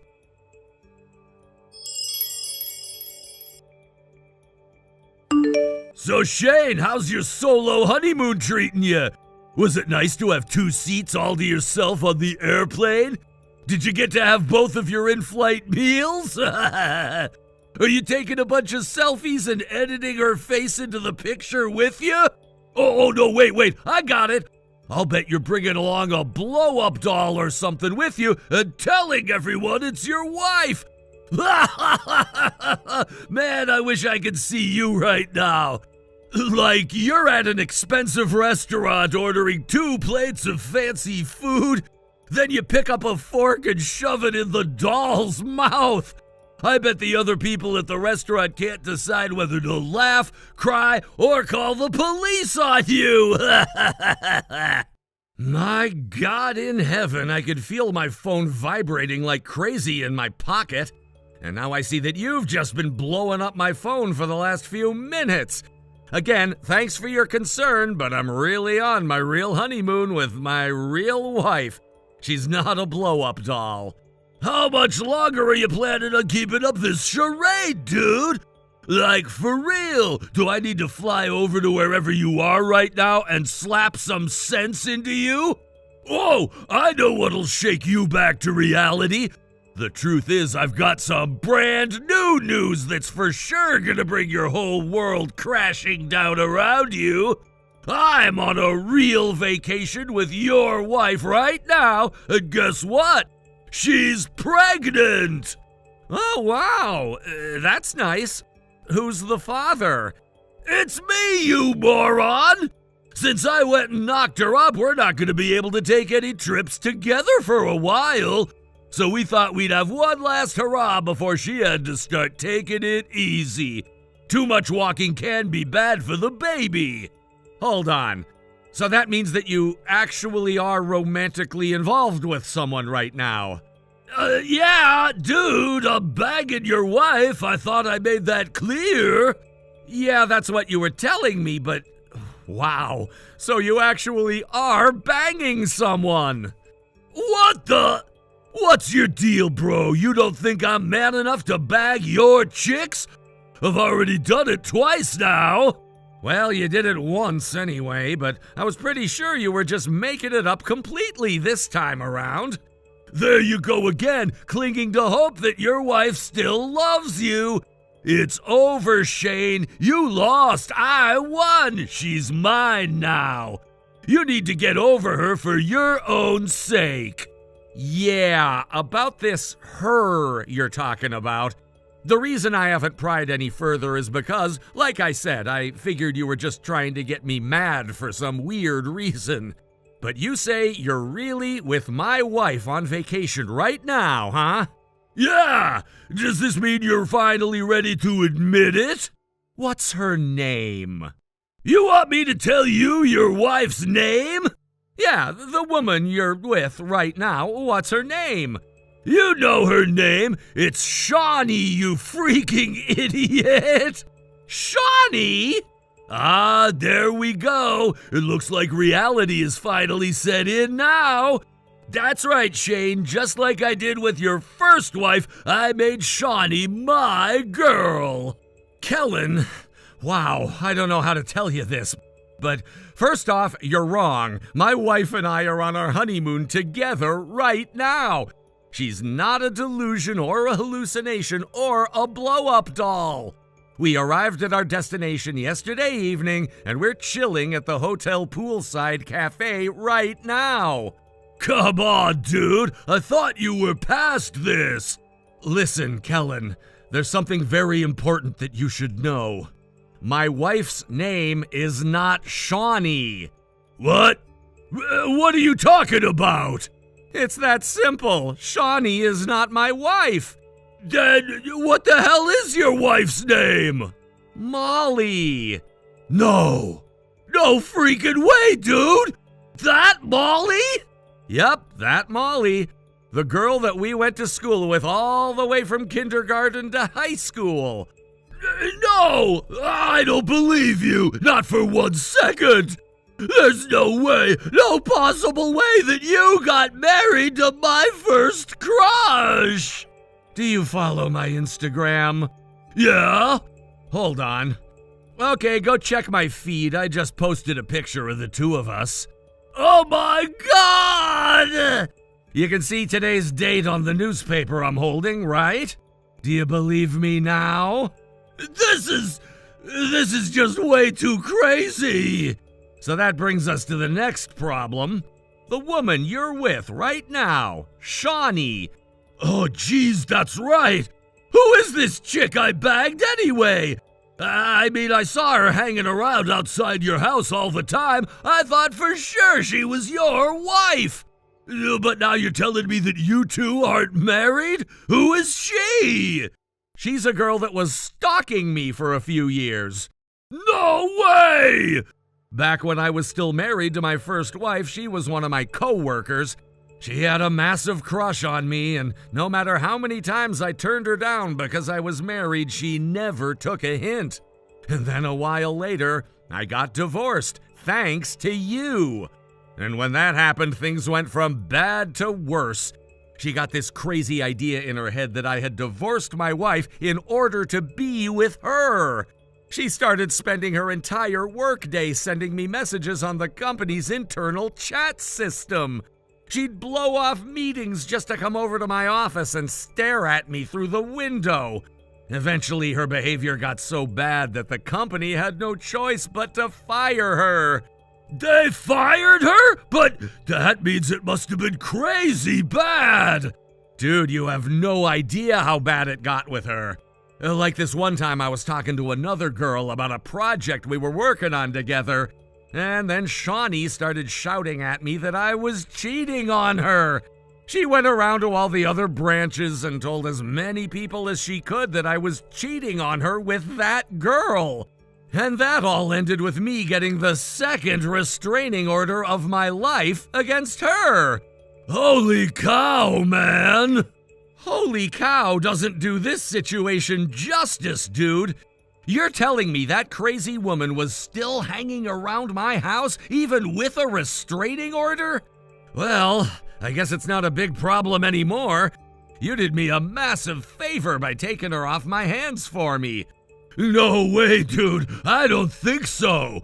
There is no way I'm sticking around with a psycho chick like her.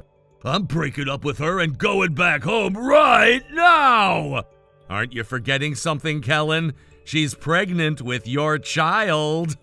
Oh, yeah, she is. You're a big daddy now, man. You've got to support your wife and kid. God, no! I'm stuck with this crazy woman for life now? Yup, good luck. I'm gonna get back to spending time with my non-crazy wife now. Shane, wait! So, are you just gonna leave me like this? Exactly what do you expect me to do for you? Whatever situation you're in right now has absolutely nothing to do with me. Yeah, it does. This woman was your stalker, wasn't she? Yeah, but tell me, Kellen, who approached who? Did you make the first move? Well, yeah. And then one thing led to another, leaving us where we are today. She's pregnant, and you have no one to blame but yourself. But I only tried to get with her because I thought she was your wife. Well, you thought wrong. Later, Kellen. Shane, please, you've got to do something. I don't know what, but do something.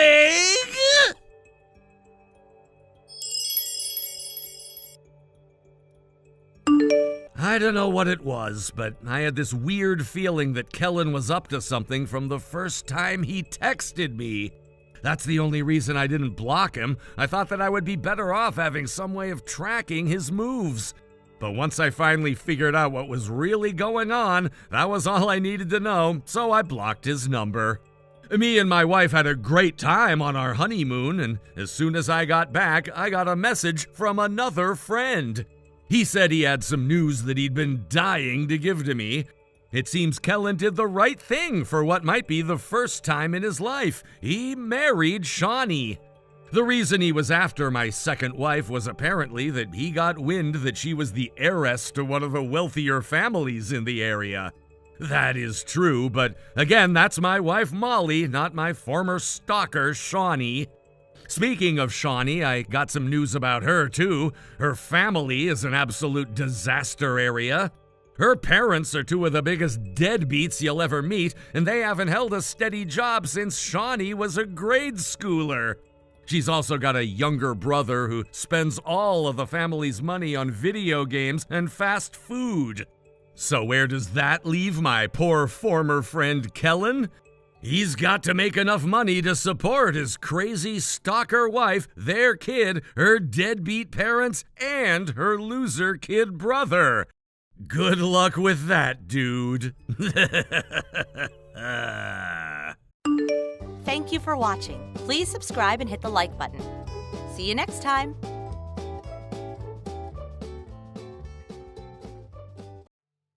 OMG. Liv, you will not believe what just happened. Guess who just spilled their entire matcha latte all over their brand new designer bag? It was so tragic. The horror, the stains. Skylar, what do you want? I'm actually having a nice afternoon for once. Rude. I just wanted to share my trauma. A Girl Scout event, you know. Anyway, then, get this. The super cute barista totally winked at me while he was cleaning up the matcha massacre. Maybe it was a sign. What do you think? Soulmate alert? Skylar, please, I really don't have time for your romantic mishaps right now. Was there something you actually needed? Ouch, cold as ice as always. Fine, be boring. But you're missing out on some serious potential boyfriend intel. He had, like, the cutest little man bun. Anyway, speaking of potential, I got wind of a potential development in your romantic life. You know, one with a sparkly surprise. Skylar, if this is about... Oh, just drop it. I wasn't trying to make a big announcement. Make a big announcement? Honestly, a rock that size practically screams its own press release. So spill, when did perfect Caleb finally pop the question? Was it some over-the-top predictable thing, hot air balloons, singing waiters? It was private and it was perfect for us. Can you just be normal for once? I just got engaged this morning and I'd appreciate it if my own sister could offer something other than sarcasm. Normal? Where's the fun in that? Besides, I am being supportive. I'm just thoroughly investigating all the angles. Speaking of angles, have you considered Caleb's extracurricular activities? Don't even go there, Skylar. If you're trying to imply something... Imply? Who, me? Never. I just happen to have a little chat with someone who seems to think your fiancé has a very inclusive definition of the one. Maybe you should keep your eyes peeled, sis. You never know who might be admiring your new accessory. Toodles, enjoy the pre-wedding glow. It might be fleeting. Who did you talk to, Skylar? What are you trying to pull? Oh, just a friendly face. Someone who knows Caleb intimately. They had some interesting insights into his character. Things you might not be aware of in your blissful little bubble. I trust Caleb more than I trust you, that's for sure. You've always tried to undermine anything good that's happened to me. Why would this time be any different? Ouch, again, you wound me. I'm just looking out for you, Liv. You're always so naive. Falling headfirst into these things. Maybe a little reality check is what you need. From someone who, has your best interests at heart in their own special way. Your special way usually involves making me miserable. Just leave Caleb and me alone. Can't make any promises. Some things are just too juicy to ignore.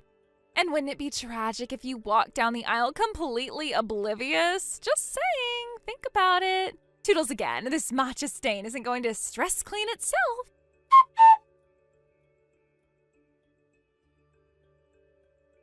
Morning, Liv. Hope you slept well. I know I sure didn't.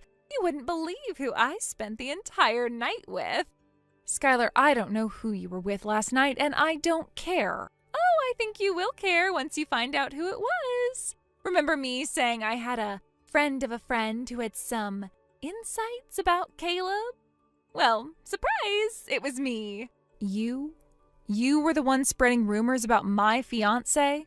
Not rumors, darling. Observations. I had a little reconnaissance mission. And let's just say Caleb is far more receptive than you think. Especially to someone who really gets him, like me.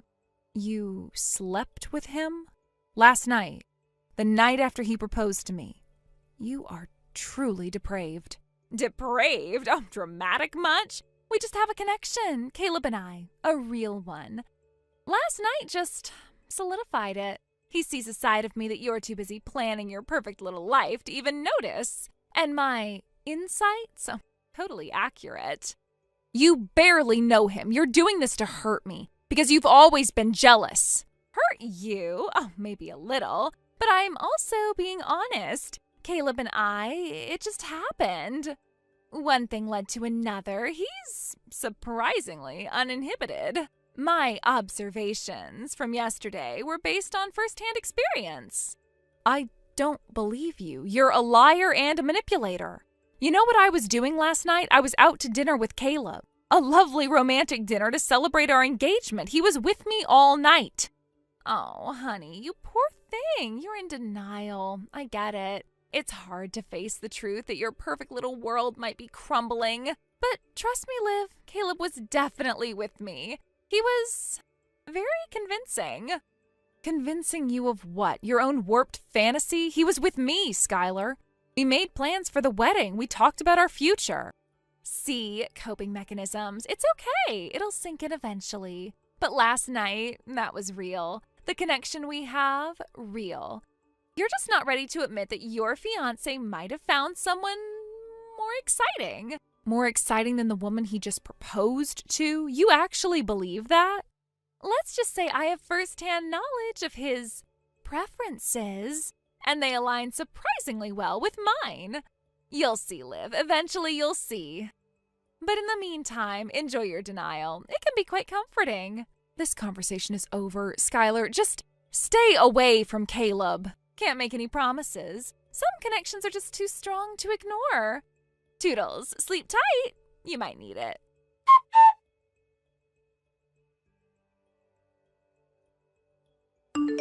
Caleb, we need to talk. Now. Liv? Hey, what's wrong? You sound upset. Everything okay? No, Caleb, everything is not okay. My sister Skylar has been saying some truly awful things. Skylar, what has she done now? I got a couple of weird texts from her earlier, but I just ignored them. Something about hoping I had a good night's sleep. It was strange. She's claiming the two of you, that you were together last night, all night. What? Liv, that's insane. That's absolutely not true. I was with you all night. We had that amazing dinner. We came back to your place. I was with you. That's what I know, Caleb. That's what I experienced. But she's so insistent. She's acting like she knows something I don't. She even implied she had some kind of connection with you. A connection with Skylar? Liv, I barely know your sister. We've exchanged a few polite hellos at family gatherings. That's it. This is completely out of left field. What would make her say something like that? That's what I need you to tell me. Is there anything at all that could have given her that impression? Have you spoken to her privately? Have you, I don't know, done anything that she could have misinterpreted? Liv, look at me. Well, you can't, but you know me. I love you. I proposed to you yesterday. The thought of being with anyone else, especially your sister, is... honestly, it's repulsive. I haven't done anything. I haven't said anything. This has to be some kind of twisted game on her part. You know how Skylar can be. I do know how Skylar can be, but she sounded so certain. She even mentioned a man bun. She said he had a man bun. You don't have a man bun, Caleb. You've never had a man bun. A man bun? What the hell is going on? Liv, you know I've never grown my hair out like that. This is getting weirder and weirder. That's not the only thing. She also mentioned a certain familiarity. Like she knew you better than I did. Caleb, is there anything you're not telling me? Anything at all? Liv, there is something. Something I haven't told you. It's a bit complicated, and honestly, I was waiting for the right time to bring it up. What is it? Caleb, you're scaring me. I have a twin brother. His name is Jake. We're identical. A twin brother? You have a twin brother and you never told me? It's a long story. We haven't been close for years. He's had some issues. He's not the most reliable person. He actually just reappeared in my life a few weeks ago after being out of the country for a while. In fact, I haven't even told him about you, Liv. He doesn't even know your name. Jake. His name is Jake. And he looks exactly like you? Exactly. We're identical. Liv, are you thinking... The man bun, the familiarity... Caleb, do you think Skylar might have encountered Jake? Mistaken him for you?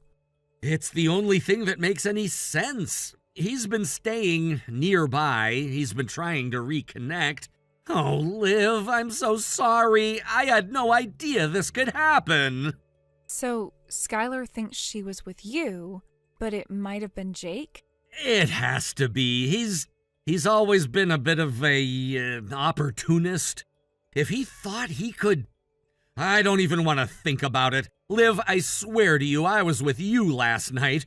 It was me. It'll always be me.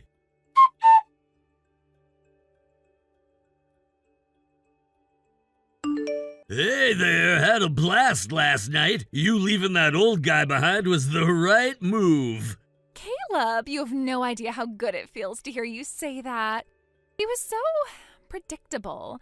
You're so much more exciting. Last night was incredible. You're incredible. Seriously, I knew the moment I saw you there was something special. Way more special than... Than her. Thank you for choosing me. I know it couldn't have been easy. Her? There is no her, there's only you. You're the one I spent last night with. You're the one I want to be with.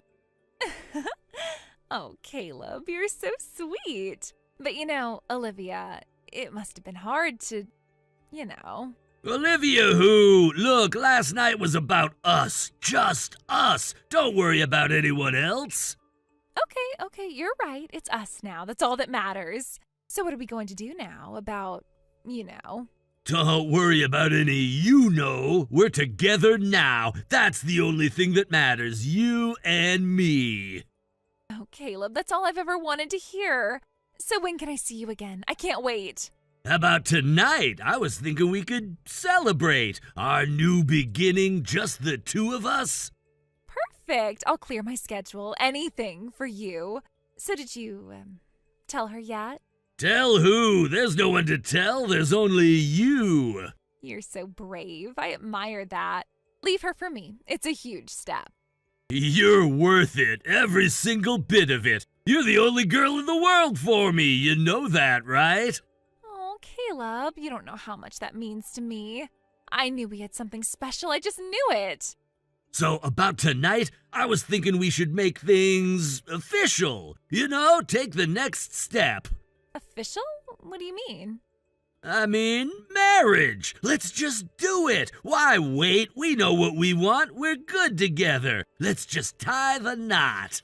Marriage? Wow, that's fast. But yes, I want to marry you, Caleb. That's my girl. Now there's just one little thing. Paperwork. To protect us both. Paperwork? Like what? A prenup, just standard stuff, what's mine is mine, what's yours is yours, just to keep things clean and simple, especially since you're leaving your previous situation. Oh, a prenup. Okay, well that makes sense. You being you, protecting yourself. I understand. Exactly. Smart thinking, right? Especially with how things can sometimes go. I'll have my lawyer draw something up, just a formality. Okay, Caleb, whatever you think is best. I trust you. I can't wait to be your wife. And I can't wait for you to be mine. Tonight, we celebrate. And then, our future begins. Get ready for a whole new life, baby. A much better one. I am ready. More than ready. Thank you, Caleb, for everything. Anything for you. Remember that. You're my everything now.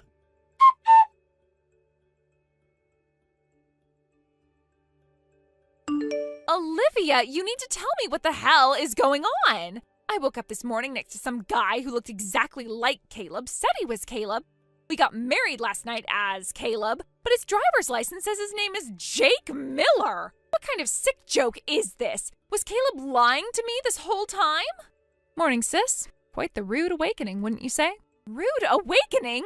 Olivia, I married a complete stranger who looks exactly like your fiancé. He said he was Caleb. He told me he said he was leaving you for me. What the hell is happening? Oh, honey, you really fell for it, didn't you? You thought Caleb, my Caleb, the one who actually loves me, would suddenly decide to marry you in some secret ceremony? But it was him. He knew things. He was so convincing. But then the license, Jake Miller. Who is Jake Miller? Was Caleb using a fake name? Not exactly a fake name, more like the name of his identical twin brother. Meet Jake Miller, the charming but utterly reprehensible twin Caleb never really talks about. The one with the suspiciously convenient reappearance and I'm guessing a distinct lack of morals. Twin brother? Caleb has a twin brother? He never said a word. So, the man I married was Caleb's brother pretending to be him? Bingo. You managed to snag a Miller twin, Skylar, just not the right one. He played you. But the wedding, the vows, he said he loved me. All exchanged with the wrong guy. Did your whirlwind romance include a chat about the lovely little prenuptial agreement Jake insisted on? The one designed to financially cripple whoever initiates the divorce? A prenup. Oh, God. Oh, yes. Enjoy your impressive, ill-conceived marriage to the wrong twin, Skylar. Maybe you two can bond over your mutual talent for making spectacularly bad decisions. As for Caleb and me, we're going to continue planning our very real wedding without you. Toodles, hope your honeymoon with Jake is enlightening.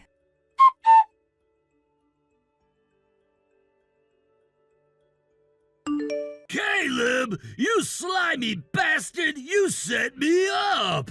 Set you up? I have no idea what you're talking about, Jake. Unless, did you finally meet my fiancé? I heard you two hit it off. Got married even? Don't play innocent with me! That woman! Skylar! She wasn't your fiancé. She was some loud, pushy mess. I never knew your fiancé had a twin sister. I married the wrong damn one. Oh dear, you married Skylar? Our Skylar? Well, congratulations, brother. You always did have a knack for making interesting choices. Interesting? My life is ruined. I signed a prenup with her. She's probably got 2 nickels to rub together. I thought your girl was supposed to be loaded, sophisticated. Olivia is loaded and sophisticated. You just married her sister, my less discerning sister-in-law. You knew it was her, and you let me go through with it. You wanted me to end up with that. Now, Jake, let's not get dramatic. I had no idea you were planning on impersonating me, let alone marrying anyone. You slithered back into town with your usual harebrained schemes. This whole mess is entirely your own doing. But she was acting like she knew me, like we had this big passionate thing. I thought she was just really forward. Skylar? Forward? Groundbreaking. Look, Jake, you jumped into this blindly assuming any woman who looked remotely like me and was available was my wealthy fiancé.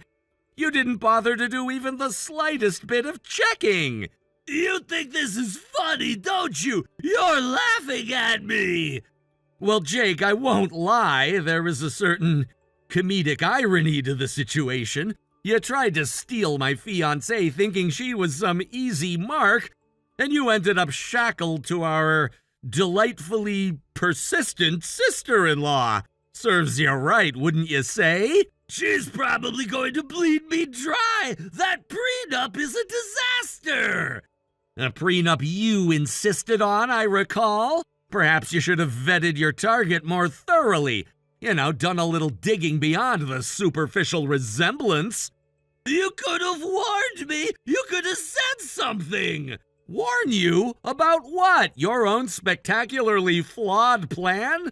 Besides, I didn't even know you'd met Skylar, let alone that you two were playing some bizarre game of mistaken identity and shotgun wedding. This isn't over, Caleb. You're going to regret this.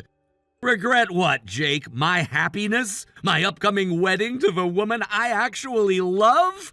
The fact that you're now legally bound to someone who will likely make your life as chaotic as you've always made mine? I think I'll manage. Maybe this will finally teach you a lesson about, well, a lot of things, but mostly about not impersonating your infinitely more stable and discerning twin brother. Good luck with the marriage, Jake. You're going to need it.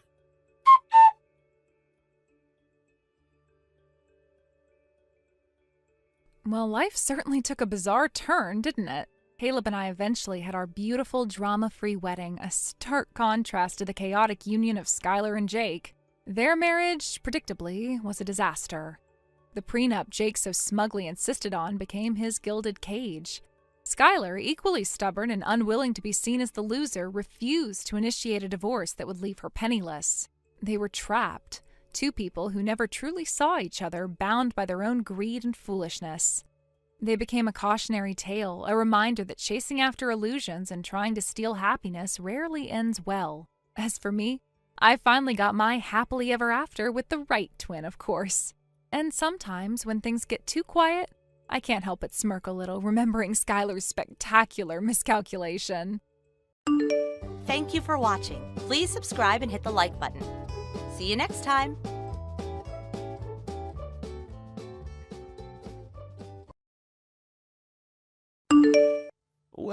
Well, if it isn't Jack. Long time no see, pal. How you been? Can you guess who this is? Huh? Wait a sec, is that Biff? It is! I didn't even realize that I still had your number. Yeah, no kidding. You can say that again. Haven't seen you in ages. When was the last time? Our college graduation ceremony? Yeah, I think so. Man, it must have been like 8 years since then. Wow.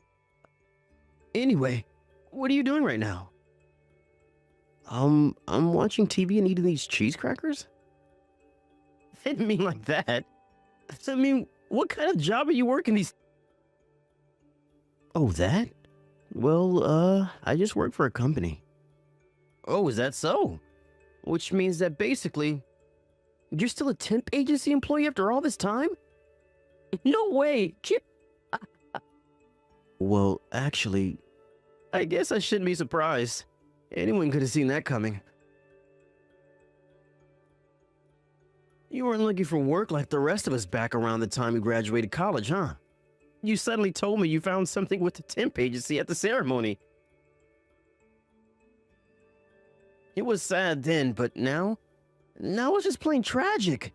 If we're honest, there's no way a slacker like you was ever gonna find a real job. Believe me, things really aren't going as badly for me as you seem to think. There was a reason I got a job at that temp agency, you see. As for me, unlike you, the chronic underachiever and eternal disappointment, I just landed a job at Viral Trading. Yeah, you heard me right. One of the most prestigious trading companies in the world. Wait, what? You got a job at Viral Trading? You see, boyo, when it comes to someone as brilliant, as talented as me, instead of looking for work myself, companies send talent scouts out in an attempt to recruit me. Yep, I guess you could call it that. I pull further away from you by the second. I guess a poor, miserable, poverty-stricken loser with no work ethic like yourself was never within a shot at keeping pace with a slick, high-rolling maverick hotshot like me to begin with.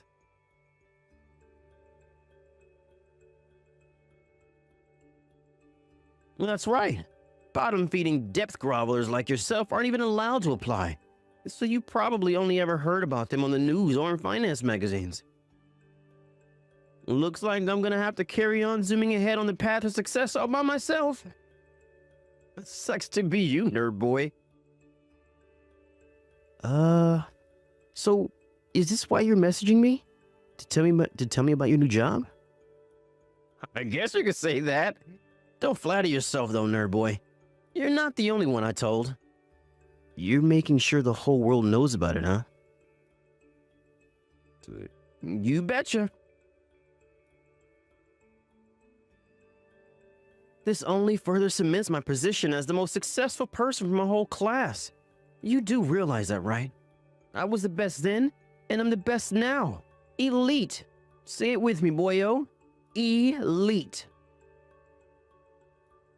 We have a class reunion coming up soon, so I figured I'd better give you nerds advance of my sheer brutal awesomeness so you could make the necessary mental preparations not to faint when you witness my radiant glowing aura of supreme competence and masculine achievement. Interesting. I see. By any chance, do you know who the CEO of Viral Trading's parent company is? What kind of question is that? Whatever. Who cares who the CEO is? Does it make a difference to me getting my big fat paycheck at the end of the month? Nah, if it doesn't matter, I'll just find out after I start working there. Right, I guess you will. I start next month. Okay, well, good luck, I guess.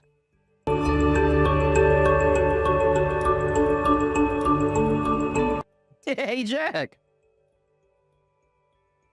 What the hell are you doing at Viral Trading, nerd boy? I just saw you walking down the corridor with my manager. Is he showing you around for your new temp job or something? Yeah, that must be it. Some of the boys were talking about a new temp starting soon. Is that you? I bet I know what this is. You got all jealous when you heard I got a spot at Viral Trading. So you figured you'd try your luck, didn't you? I bet you couldn't bear to see the fact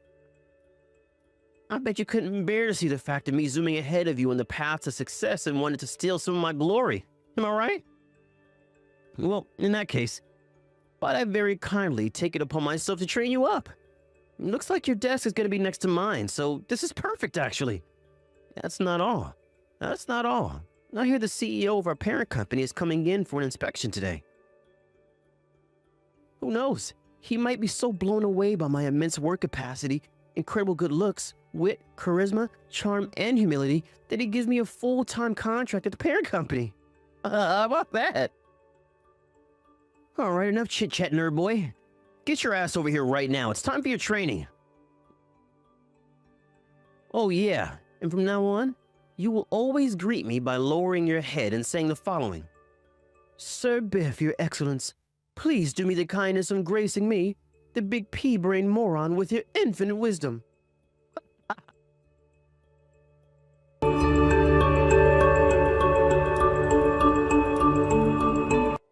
Hey, Jack! What the heck do you think you're playing at? You've been slacking off for a whole hour now. That's not all. I can see you're not reading my messages. There's no tick on them, nerd boy. You've got some nerve to ignore your direct supervisor like this. After I kindly offer to train you up, no less. If you carry on with this insolent attitude of yours, I'll have no choice but to hunt you down and show you what happens to any pitiful fool who dares to defy me.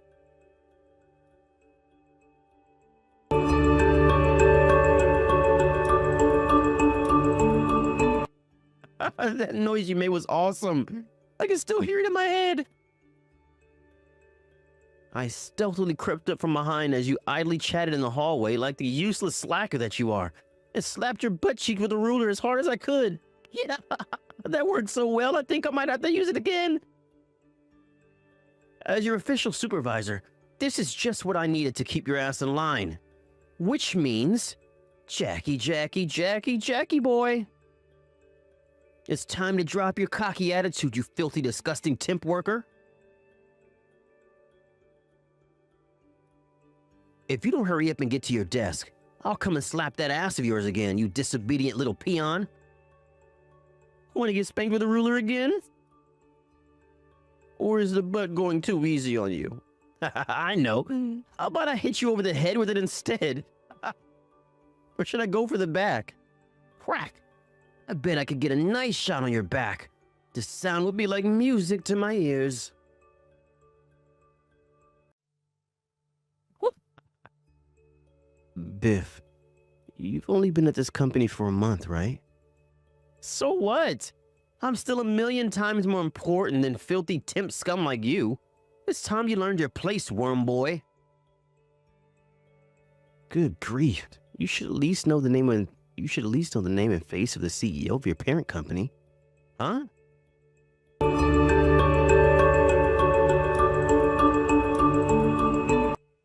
Jack! What the heck is going on here? Hello, Biff. Why would a temp worker be the CEO? Not just that, but the CEO of our parent company. Yep, that's right. I'm the CEO of Viral Holdings, parent company of Viral Trading. How could a pathetic temp worker like you ever become the CEO of anything? You have no professional achievements to speak of, and no one respects you. You seem to be making lots of assumptions and misunderstandings here, Biff. But like I tried to tell you before, there was a reason I went into temp work instead of finding a proper full-time job at a company like the rest of you guys back when we graduated college. A reason? But he didn't want me to go into a green, and so he told me to get a year or two's worth of temp agency experience so I'd know what the professional world was like before I took on the title of CEO. I did as I was told and spent 2 years working as a temp at various companies. After that, I started working at my dad's company and learned a bunch of stuff from the other employees. I finally got appointed as CEO a year ago. What? You didn't tell me anything about this back in college. Why would I tell you in the first place? Besides, I already learned the hard way that you should never tell people more than they need to know about this kind of thing, because it only ends up coming back to bite you in the ass. I figured I was better off keeping it quiet. Anyway, it's the kind of thing you go around telling people about, is it? What the hell? But if you had told me you were CEO, I never would have done it. My left butt cheek is all red and swollen because of your little stunt with a ruler. Whether I was a CEO or a temp employee is irrelevant. You do not go around slapping people's butt cheeks with rulers. That's unforgivable behavior in any workplace. Surely even you understand that. Not only that, but who do you think you are, taking it upon yourself to be my supervisor and task yourself with the role of disciplining me? You can't seriously think the company would entrust such an important role to the newbie on his trial period who's barely been at the company a month? Who exactly do you think you are?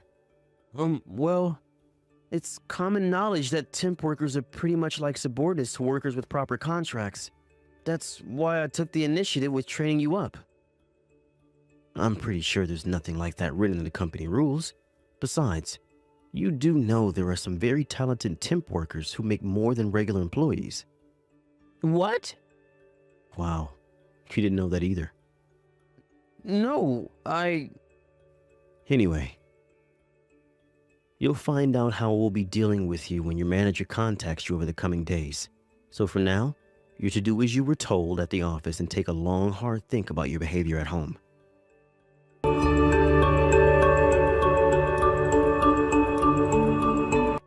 Hey, Jack! Why the hell am I getting fired? This constitutes an unfair dismissal. What do you want me to do about it? You're the CEO of our parent company. Surely there's something you could do to help your friend out of this mess? I heard you got into viral trading through personal connections, isn't that right? Huh? So the head of the HR department at Viral Holdings is your cousin, huh? I guess that explains why you thought you could get away with being so arrogant and domineering towards me and the other employees. What's wrong with using available manpower? You guys needed a number cruncher and I needed a job. There's nothing necessarily wrong with getting hired through personal connections, but only if it means bringing quality personnel into the company. In that case, I'm all in favor of it. Then why question it?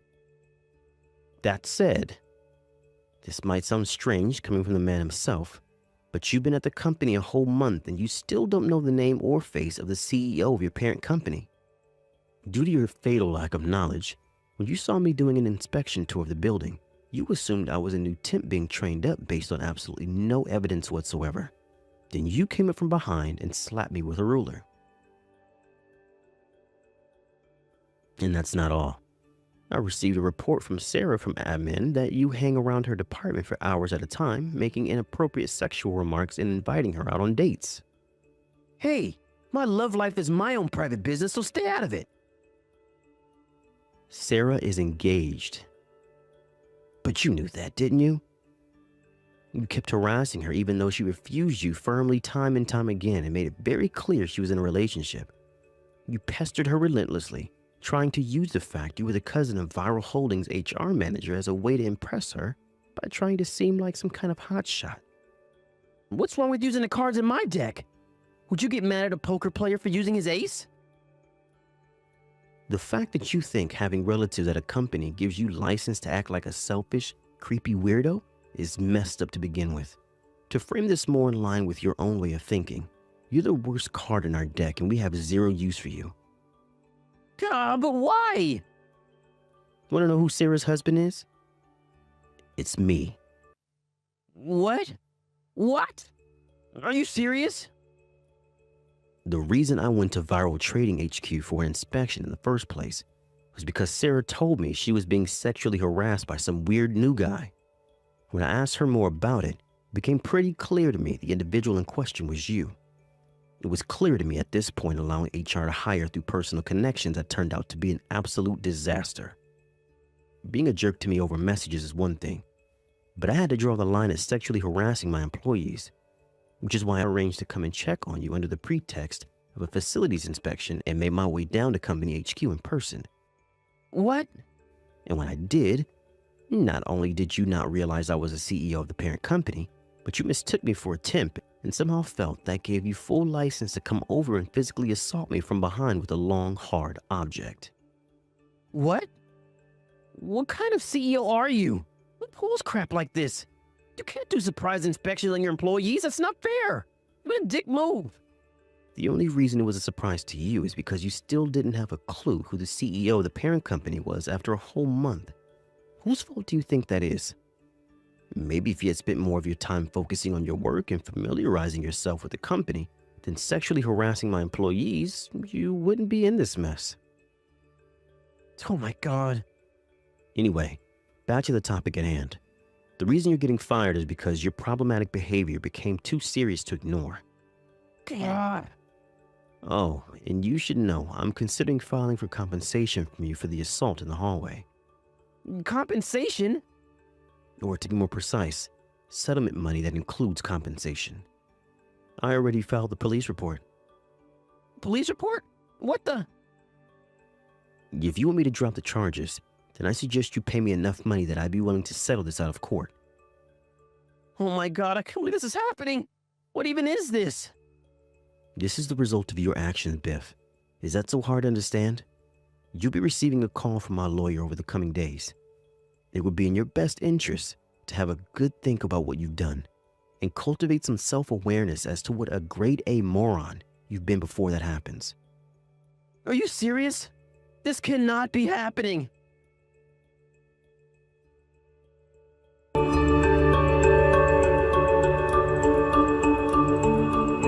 After the events of today's story, I found out another interesting little fact. Apparently, Biff had recently been fired from another company before joining us. As a result, he found it difficult to find anywhere else willing to hire him, which is why he ended up getting into viral trading through personal connections. However, he seems to have made a fatal error in his understanding of what entering a company on personal connections means, because it certainly doesn't give you license to treat others like crap. Actions have consequences, and naturally, Biff's behavior led to him being fired once more. It came to my attention later on that Biff's department manager had been aware of his problematic behavior, but kept quiet about it. Naturally, that was unacceptable, so some harsh words were spoken and the necessary action taken. As for the compensation, my lawyer got in touch with Biff as promised, and realized he had no choice but to pay up or face legal action and jail time. I got every cent of what I asked for in a lump sum. Apparently his mom and dad were kind enough to help him come up with the money. But that certainly didn't mean he was off the hook.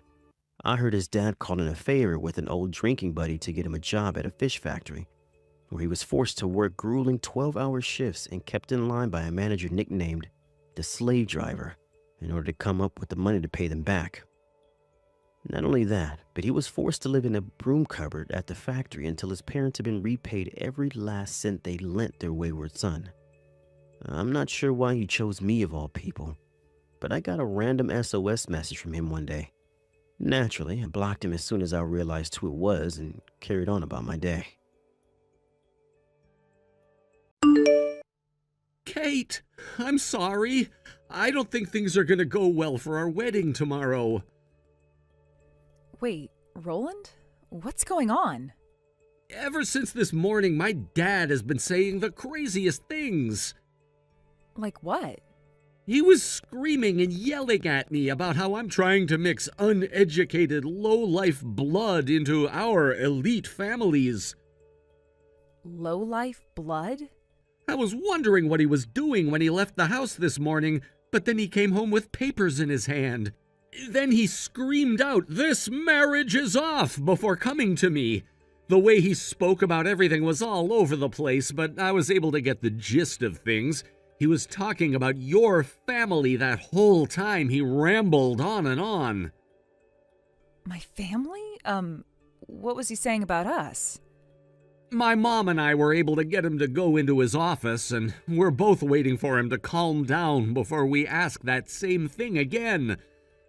I'm sorry to ask this, but if we haven't figured out anything with him by tomorrow, you mind heading to the wedding venue before me? I'm gonna let the staff there know about this, and we'll come moments before the wedding all starts. And when I can, I'll do my best to explain what all happens with my dad by that time. Understood. You don't have to talk with me all the time, but I'd like to be updated on this when you have your hands free. Sure, I'll try my best to keep in touch with you throughout today and tomorrow. And if I haven't been able to get back to you for some time, you can go ahead and call or text me to get my attention. That would really help, actually. All right, sounds good. I really am sorry about this.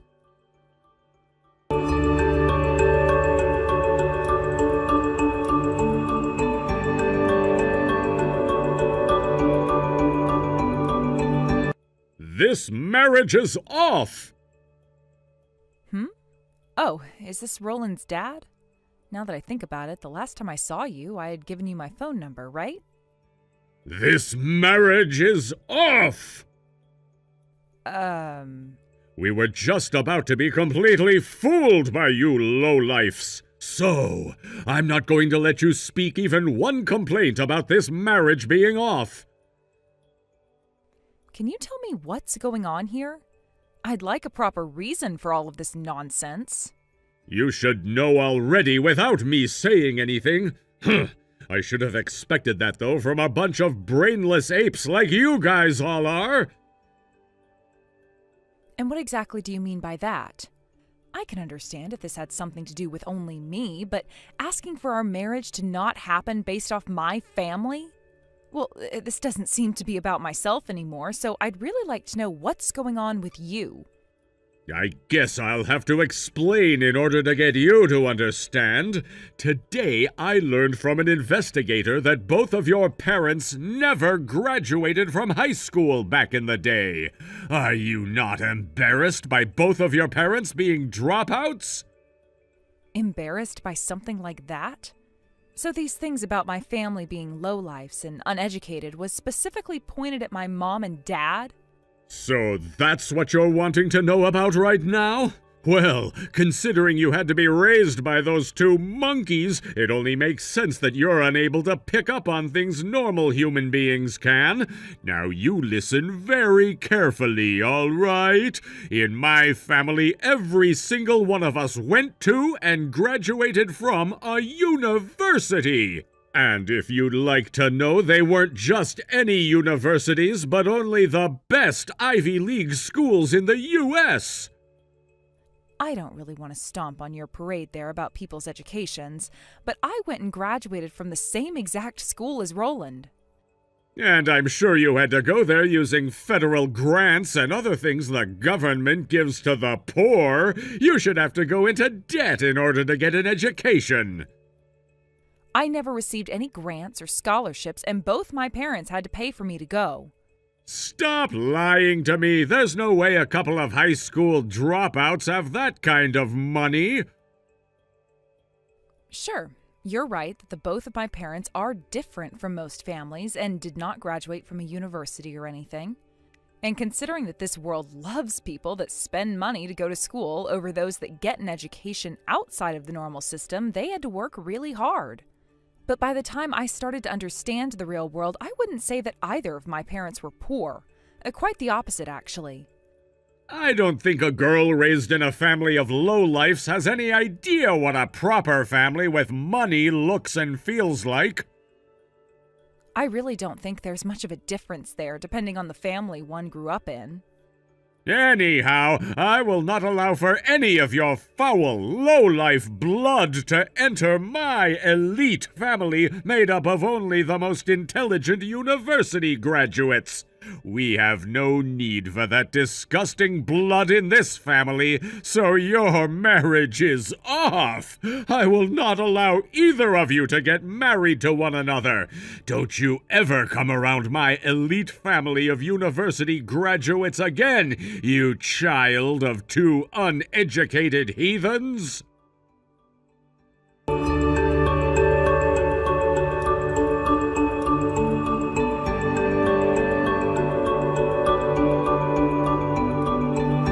Roland? Oh, Kate, I'm sorry, but currently we've gotten nowhere with him. We were able to keep him in his office, but he's gone and locked the door on us now and won't come out at all. Well, I just got a load of texts from that father of yours. What? Is that right? I guess you did give him your number the last time you guys met, right? He left me a ton of reasons for why he doesn't want us to get married, so I'll send you some screenshots to help you see what I mean. I'm assuming it's all some really nasty stuff he said? I'm sorry, but your father's a dick. Especially about my parents. He said a lot about the both of them. What? All of that talk about my family being lowlifes was primarily aimed at my parents never graduating from high school. That's... I'm so sorry about that. I know it will take some time, but send me screenshots of everything he said, please. Depending on what he said, I'll show it to both my mom and my little brother. You won't mind that, will you? No, go right ahead and let them know. I'm probably going to go and show my parents as well. Understood. I guess I'll start to send you all of those screenshots now. Sorry about this, but please do.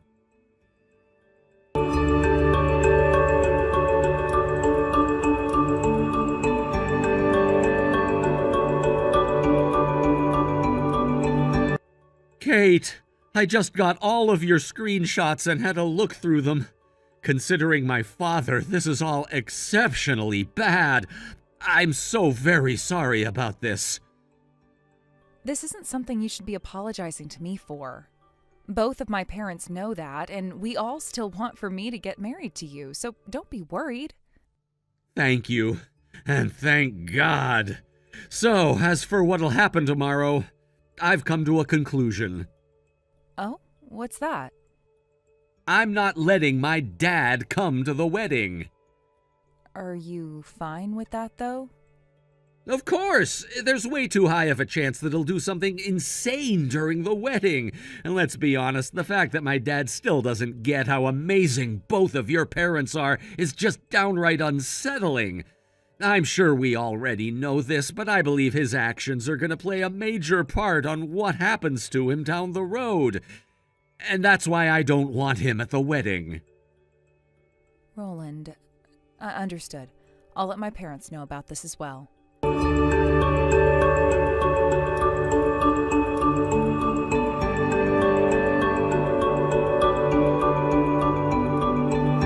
Hey! You're not canceling that wedding, and you're carrying it out until the very end! What the hell do you think you're doing? So instead of asking your son about that, you're going to text me? I already ordered Roland not to get married to you, but him not listening to me and going through with the wedding anyway has to have been your doing for sure. But the one that chose to make sure that you weren't going to be a part of this wedding was Roland himself. Both your wife and your younger son also agreed to this and have been telling everyone the reason you're not here is due to you being very sick. Excuse me? I was led to believe that everyone was still home and didn't go due to the TV being left on in the living room. From what I hear, besides when you go to the bathroom, you are locking yourself in your home study and not coming out, right? Are you really telling me that everyone went along with the wedding and not having me there that easily? To be honest, a lot of thought went into this, but from the very beginning, the both of my parents have been very fond of Roland. And when it came to you having a lot against them due to their education, they made sure to treat that as a completely different problem, allowing the two of us to still get married to one another. So you're telling me that two uneducated chimps' thoughts carry more weight around everyone than an elite university graduate like myself? You're still going on about that? I sure am. In order to make this clear to you once again, in this world, those that have dropped out of high school and never made anything of themselves are nothing compared to an elite degree-holding man like myself. So, even after all that's been done and said to you, you're not only going to still think like that, but still venture to say that the both of my parents are less than human? There's nothing wrong with that, as I'm correct here. Then there's no other option here. My mom and dad are ending that contract. What? Contract? Ending it? What are you talking about? I don't remember there ever being any contract signed with a couple of lowlifes like yourselves.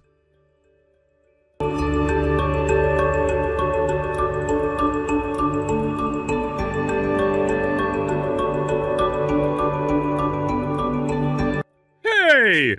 Cancel that contract cancellation right now! Right now my position is in danger because of this. I really don't understand why you're contacting me about that when I have zero to do with it. Well, the man I asked to go and speak with your parents directly told me that they didn't want to hear a word from him. Well, I can understand why that was. Now, allow me to explain the situation for you then. Originally, you were put in charge of making very good relations with an up-and-coming company that's making a lot of money right now. You were supposed to go and learn all about said company and make a partnership with it in order to help your company as well. Well, it just so happens that said company is run by my mom and dad, and that it is very important to you guys over there. And this was the first time I'd ever heard about who your parents are, the moment I walked into the office and heard from my boss. I spoke with you before about the location I've been working at, and that it so happens to be the same company my parents own and manage. What?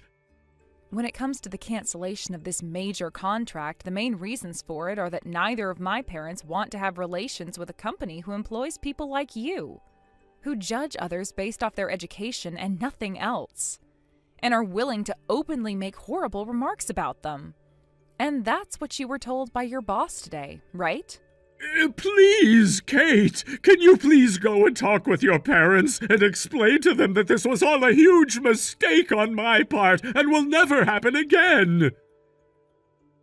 I'm really sorry, Davis, but even though I work within their company, I am nothing more than a simple office worker there. Naturally, that means I have no right at all to be telling them what to do with you, especially when you were personally making rude remarks about them. You're the daughter of the CEO, though! And if I abuse that position of mine, I will be fired. Well, do something about that then. Had I freaking known your parents were very important business partners, then I wouldn't have said those things about them and would have been all for your marriage to Roland. Well, that's not the topic of discussion right now, is it? What? No matter who the people you knew about were, the way you acted out and spoke about them was not okay for someone your age. The reason that this contract is being canceled now isn't just because of the way you acted towards the wedding yesterday. What? Some people have said that you're causing a lot of trouble for coworkers at your job that didn't end up going to college or anything like that, and joined the workforce right after high school. Are you sure your ways of judging and belittling people at such an egregious rate don't have something to do with you now? Then what the hell am I supposed to do here? There's no changing the fact that I graduated from a university, and those employees are high school graduates, and your parents are middle school graduates. Those are all facts. facts! What the hell am I supposed to do about all of that? Unfortunately, you still don't seem to get what the problem really is with you. Then what the hell is it? Too late now. Since you don't seem to care at all about fixing yourself and making up for all the damage you've caused, I'm going to have to relay that to my parents. Huh? Hey, you stop that! Screw off. Stop that right now!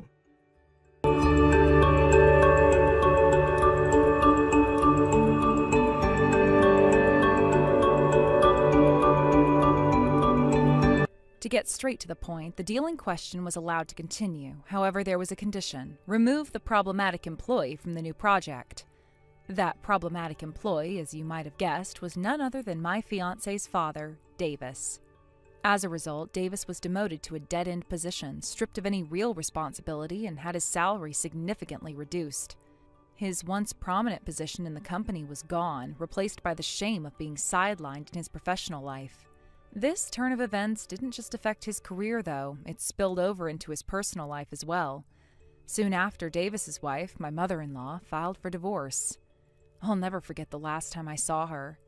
As we were saying our goodbyes, she looked Davis straight in the eye and, in the calmest voice, said, "I think you're under a misconception. I'm not a college graduate, but a high school graduate." Davis, who had always prided himself on appearances, looked utterly stunned, as if he'd been hit by a bombshell. He didn't know what to say, and I couldn't help but notice how much that one comment affected him. This revelation might seem insignificant to an outsider, but for Davis, it cut deep. He had always acted with a certain arrogance, believing that his wife, his career, and his life were all perfect and prestigious. To find out that the woman he had been married to for years was not the educated upper-class partner he had assumed her to be must have been a huge blow to his ego. It was as though the foundation upon which he had built his sense of superiority was crumbling before his eyes.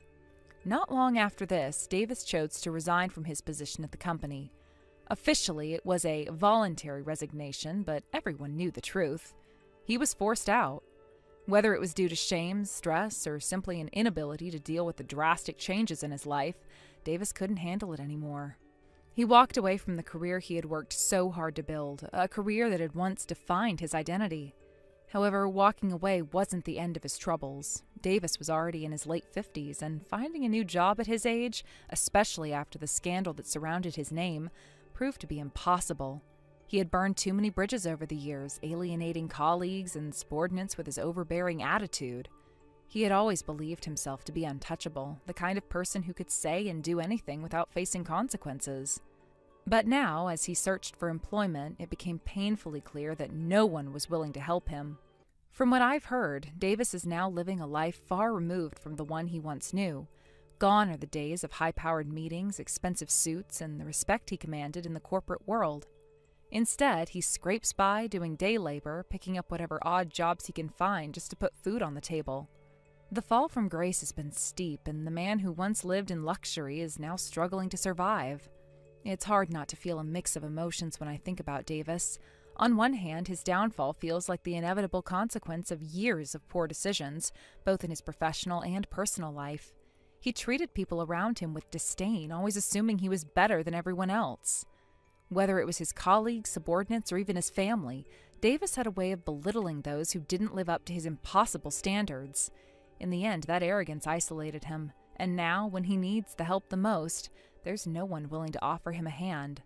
He was a man who built his career from the ground up, and in many ways, he deserved the success he achieved.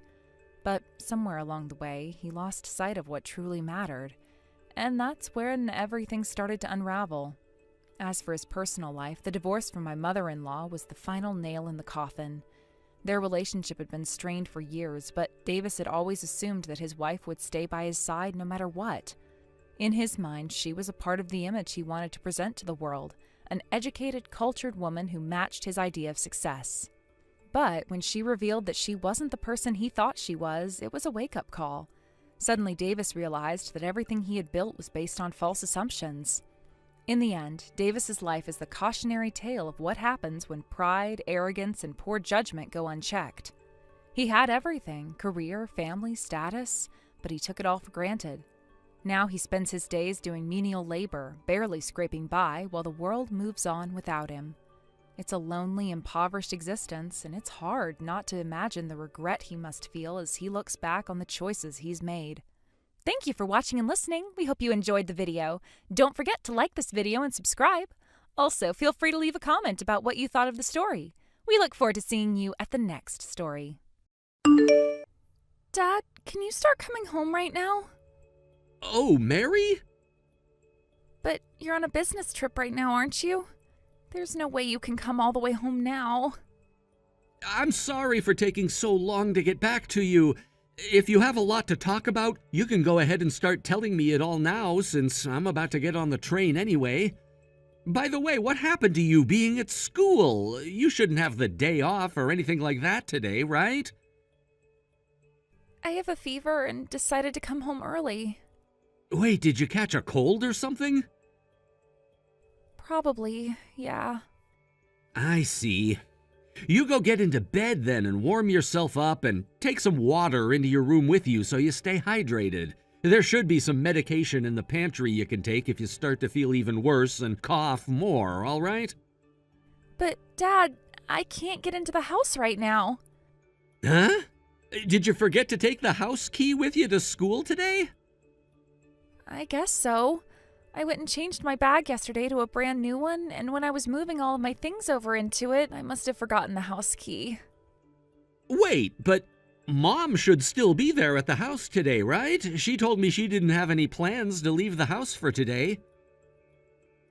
I heard that from her as well, but it doesn't look like she's home right now. I rang the doorbell over and over again, but she never came, as well as banged on the door some. And the man next door just came out and told me that about an hour ago, Mom left the house and hadn't come back yet. What is she doing right now? And right now you have a fever, right? Do you think you can make it over to Grandpa's house just down the road? I heard that Grandma took the day off her part-time job as well, so she'll be home to take care of you. Let me call and ask them if it's fine for you to go there.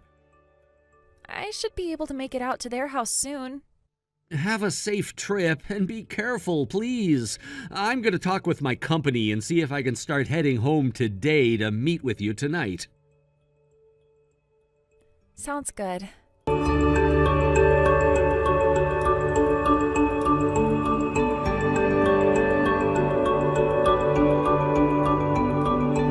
Marge, where are you at right now? What? I'm at the house right now, Dexter. Is that right? And what's up with you right now? Why are you asking me that all of a sudden? Nothing. Just had a little bit of time on my hands and thought I'd see how things were going with you right now. I see. So you're not in any rush to talk with me about something serious, right? Well, I guess not. Then I'm really sorry to say this, but I'm in the middle of some cooking. I need to cut some things up here and can't be on the phone texting you while cutting them. I see. So you've been home all day today, right? Yep. I've been at home all day doing the chores. All right, then. I guess I'd better be getting back to work now. All right. Enjoy the rest of your business trip, Dexter.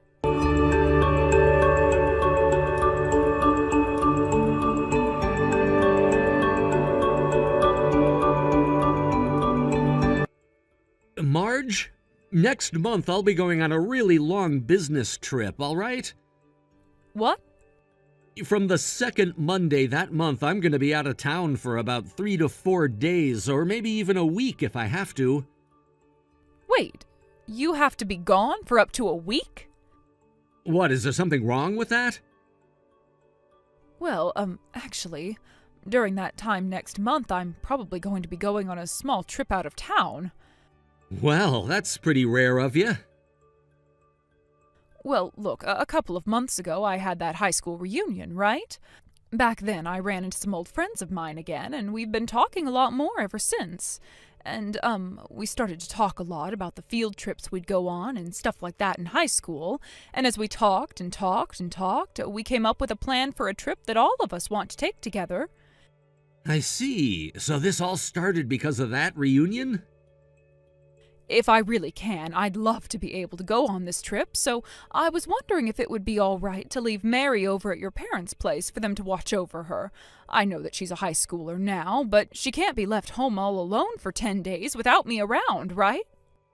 That's a good point. I don't mind you taking some time to go on that trip with your friends, but first I'll have to ask and see if my parents will be all right with watching Mary for that time. Once I have an idea of what their plans all are, I'll get back in touch with you and we can chat some more. Sounds good, Dexter.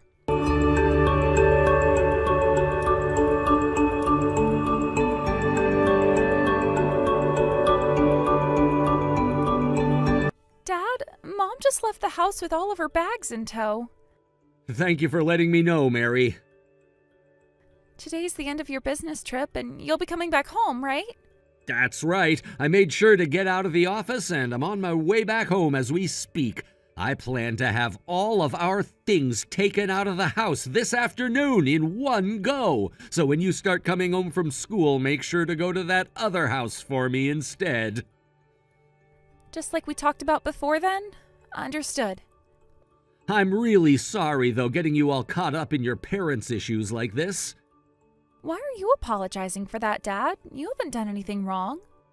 But, Mary... Listen, if I have to be honest about all of this, I think I'm going to sound a bit bad.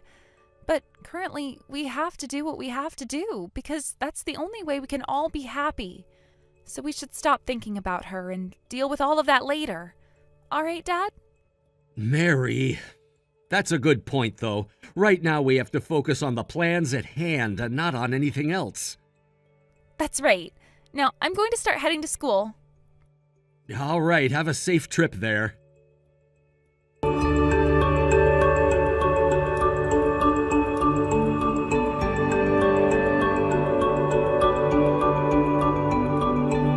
Hey, you're back from your business trip and are at home, right?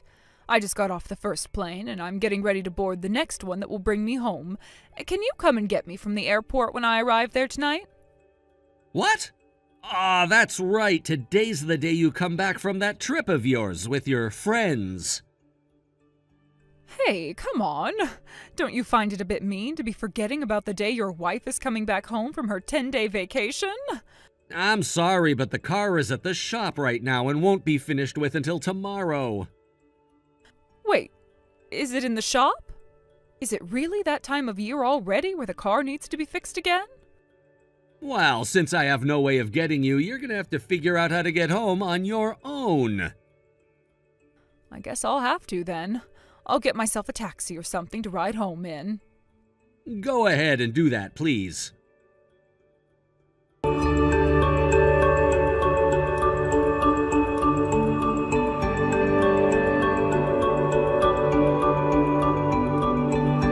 Hey, you! I'm not able to get the front door open at all. What's going on here? Maybe it's my key that's broken, but I really don't think that it is. Do you have any idea what's up with the lock on the front door? Welcome home, Marge. By the way, are you even home right now? I'm home. Then could you please hurry up and come open the front door to let me inside? I don't think it's gonna help if I came and opened the door to the house. What do you mean it wouldn't help? Because the house that you're at is my previous house, right? What? What do you mean by it being your previous house? I moved. Huh? Sorry for doing this while you were out having that affair with another man, but Mary and I have moved out of there and are settled in here, so there's no reason for you to come back to us anymore. What? Hold on a second. What was that about me having an affair? What are you going on about right now? Are you gonna try playing dumb with me now or something? Are you seriously saying that I've been having an affair with another man? Well, that's what I just said, wasn't it? Oh, stop talking a ton of nonsense about me, please. I told you already that this trip was me and my old friends getting together to go enjoy ourselves. We literally talked about this already, right? Really? So you like to go with your friends to hotels like that one? What? If that's the kind of place you're taking your friends to, and those are the kinds of things you do with them there, then I do not want to meet any one of them. And to think that the man is married himself. Huh? And to make things even more tough, he's the father of one of Mary's classmates. What I'm hearing so far is that you and him talk to one another a lot due to the fact that you both have kids in the same class. And that ended up with you in bed together for 10 days. I'm really trying to figure out how that could have happened so quickly, because if there's no good reason for it, that's all too strange. Honestly, you guys' reasoning might be something I can't comprehend. How much do you know about this? I know the things that are most important to me, so a lot of it. What? The reason I began to have doubts about you in the first place started the last time I had to leave town for work. I never ended up saying anything to you about this, but Mary ended up having a fever at school and took the rest of the day off to be at home. But when she made it home to a house where you should have been, she said you weren't there when she called me. After hearing from her that you were nowhere to be found, I ended up texting you asking where you were at. Do you remember that? You told me that you were at home, the same home that Mary said you specifically weren't at. That's what that was all about? Now that I think about it, there was a time when she came down with something. But she told me that she had stayed at school the whole day and never took time off to come home. That was because she didn't want you figuring out that we were onto you at the time. I guess she wanted to keep everything we thought about you a secret, though, because I never actually told her not to say anything to you. On that day, you were out with that other man, right? What the hell do you think you're doing at the age of 45 when you have a kid in high school? Well, you said that you both moved out of this house, right? Tell me where your new address is. Why should I do that? Why should you? Why do you think I would keep us moving to a new house quiet from you? But... Mary really hates your guts now, Marge. What? On that day, on a rare day where she was so sick and needed to leave school to go home and rest, she came home to nobody being inside and having no way to let herself in. I'm sure she felt helpless as hell then. And after that, thinking when she'd talk with me I'd give her a reason for why you weren't home, we both had to learn that you've been having an affair. And that day you were out with another man who wasn't her dad. I think to a high school girl like Mary, learning something like that about her own mom is one of the most, if not the most, shocking things ever. So it makes sense why she hates you so much now. But, I think that at least meeting once to talk all of this over. That's not enough to get me to tell you my new address where we're living. Also, I have one other thing to tell you that's pretty important. Mary's changing schools. She's changing schools? She's going to have to leave her current high school and go somewhere else? That's what she wanted. How could she go to a school every day with a classmate whose dad has been going out with her mom behind her dad's back?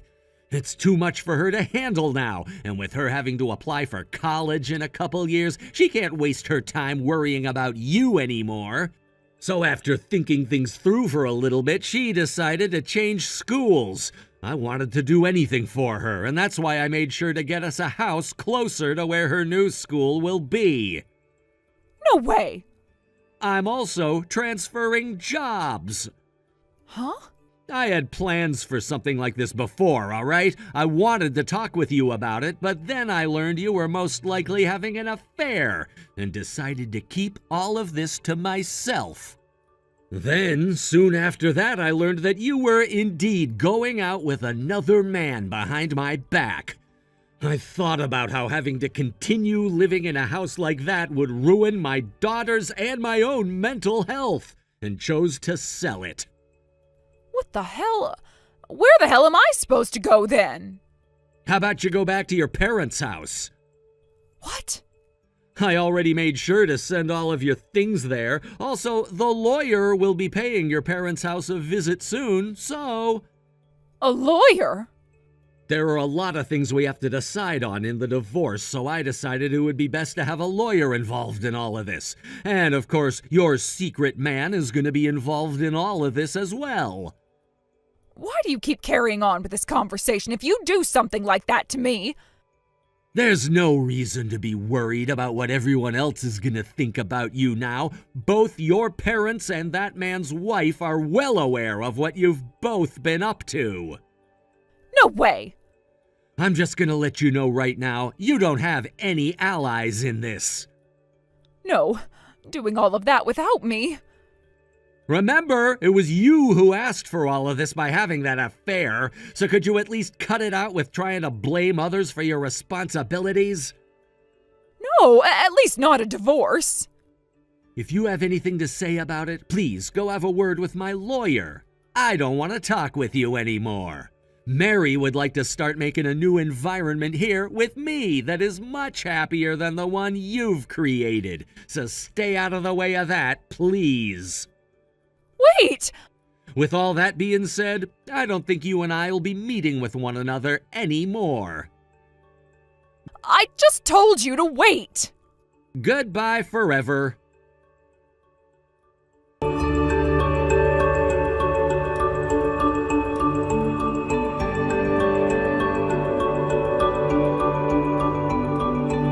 A few days later, after finalizing the arrangements for alimony and child support, the divorce was officially settled.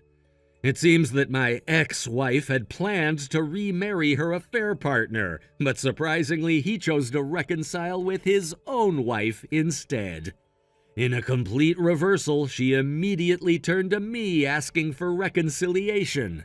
When I refused, she apparently went to my parents' house, only to be shocked by the fact that a different family was living there. She was completely taken aback by this unexpected situation. I had already informed her that my parents had moved with me when I relocated, but it seems she had forgotten. In her panic, she caused quite a scene at the house. Afterward, she was severely scolded by her parents. Given that alimony and child support were part of the divorce settlement, her parents arranged for her to be transferred to a distant workplace. There, she's under strict supervision and seems to have finally come to terms with the situation. Now, from what I hear, she spends her days quietly working, going through her routines in silence. Thinking back on the sequence of events, it's almost surreal how quickly things escalated and then shifted again. My ex-wife had been so certain that her future lay with the man she had chosen over me, yet fate had other plans for her. I can't help but feel a sense of poetic justice in how things unfolded. The fact that her affair partner decided to return to his wife, abandoning her plans for remarriage, must have been a crushing blow to her. In that moment, she probably realized the gravity of her choices and the consequences of her actions. When she turned to me seeking reconciliation, I was already past the point of no return. The betrayal and hurt she had caused couldn't simply be undone with a request for forgiveness. I had spent countless sleepless nights agonizing over the situation, but by the time she asked to come back, I had made peace with the idea of moving on. Refusing her was my way of reclaiming my dignity and asserting that I deserved better than being her second choice. Her visit to my parents' old house still makes me laugh when I think about it. The fact that she went there expecting to find them, only to discover that a completely different family was living there, must have been quite a shock. I had clearly told her we had moved, but it's clear she wasn't paying attention, or maybe she was too caught up in her own world to remember. Either way, the scene she caused when she realized her mistake was both embarrassing and unnecessary. Her parents, who had always been somewhat strict, understandably didn't take kindly to her behavior. From what I gather, they were deeply disappointed in her choices. With the divorce settled, they arranged for her to be sent to a workplace far away where she could no longer easily meddle in my life or cause more disruptions. The fact that she's now under close watch means she's finally had to confront the reality of her situation. Thank you for watching and listening. We hope you enjoyed the video. Don't forget to like this video and subscribe. Also, feel free to leave a comment about what you thought of the story. We look forward to seeing you at the next story. Mom, prom at the convention center downtown is over with now, so I'm going to head out to dinner with some of my friends before coming back home to you. We shouldn't be out too late tonight, and I might even have a friend of mine come over to stay the night as well, if that's okay. Sounds great, Danny. Just make sure you don't get that prom dress dirty while you're out having fun at the restaurant or wherever you guys plan to have dinner. I'll try. By the way, your sister's going to pick you up later on with her car. Wait, really? Oh, that's such a huge help for me. And if the rest of your friends are all heading back home in the same direction, she said she'd be happy to accommodate 3 others in the back of the car. So when you have a time, a place, and an amount of people you plan to have taken home, please text your sister and let her know. Roger that. I'll ask everyone and see who can ride along.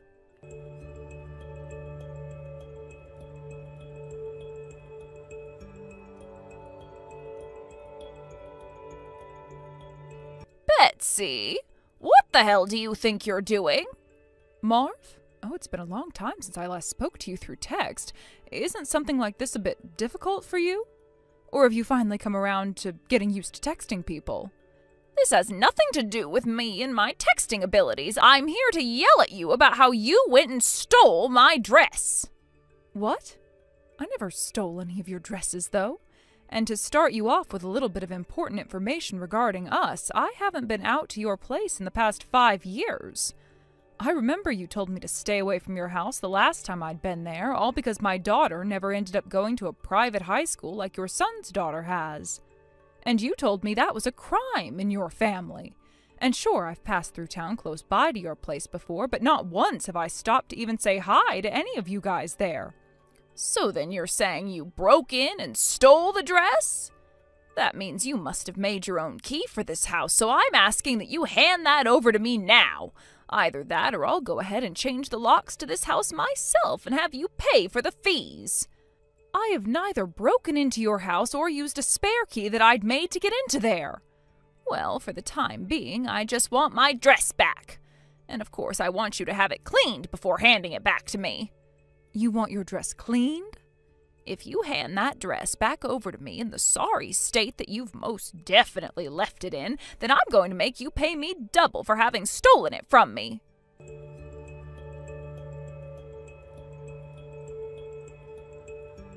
Mom, I just called and asked for Jessica to come and get me.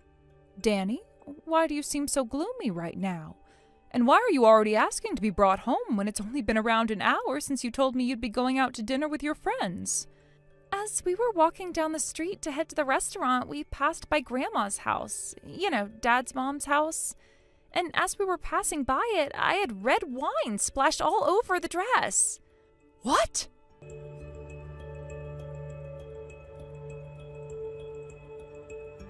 Marv?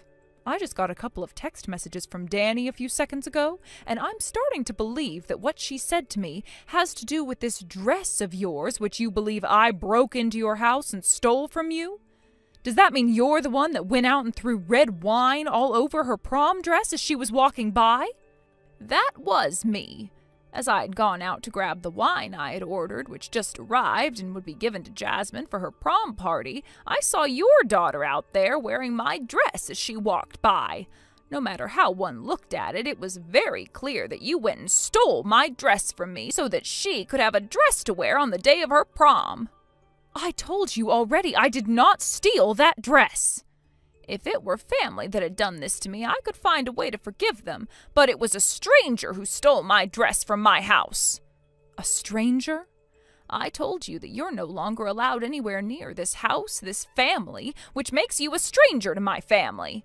And for starters, I never once said that I was okay with you getting married to my younger son, and even though it's been 20 years now since you guys got married, I still do not forgive you for that. You are a thief who went and stole my son from me.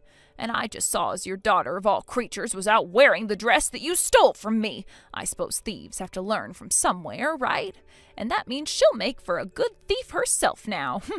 The reason I threw that red wine all over her and the dress was to make sure that you'd have to pay to have the dress cleaned, or else I would have never gotten over the rage that I was in.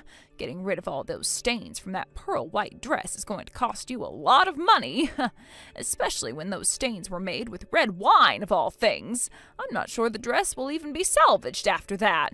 This all feels so wonderful for me right now. The one paying for that dress to be cleaned won't be me, but you, Marv. Huh? Don't you dare start crying about what'll happen with you later.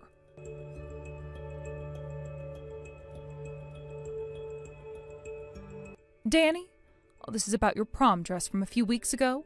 It took a lot of time and a lot of steps to have cleaned, but it's starting to look good as new now with pretty much all of the stains gone. Really? Oh, that's so great to hear. Seems that your friend you were with at the time, who had the bright idea of patting off a lot of that wine the moment it hit your dress, was a hero that night. Make sure to go and tell them thank you for using up all of their tissues for that, please. Will do. By the way, have you talked with Aunt May about any of that? Just once. And what did she say about all of this? She was even more angry than I was at the time. I'm sure she was. I mean, Grandma did something that would get anyone's blood boiling, right? Especially when that dress was something you had gotten from your grandma a long time ago and was still in mint condition. That's right. Originally, that dress was given to my sister, Aunt May, after my mom didn't want it anymore, who then went and gave it to me. And when you turned 14, I handed it down to you because I was the only one of us to have a daughter in the first place. And then with me, I remember how upset she was when she had to give it to you because she only had boys and no girls. And, well, that dress was almost ruined with wine, all because Dad's mom thought that the dress was hers for some reason, and that she had the right to call you and I thieves for having it? Mom, I really hate that Grandma so much, and I wish she'd just die. Like, seriously, I wish she would just kick the can already, because there's no way someone who hates their own son even should be alive. For the time being, I think that a lot of this misunderstanding will be taken care of. And I was able to hear from Aunt May about how Grandma became so confused there and started to think that I had stolen that dress from her. Wait, how could Aunt May know? Oh, that's right. Both your mom and Dad's mom went to the same elementary school when they were younger and were in most of the same classes, right? That's what it seems like. But they weren't really that close, and one could say they actually hated one another back then. Well, with the past in mind, we are going to be making sure that jerk gets what's coming for her after what she did.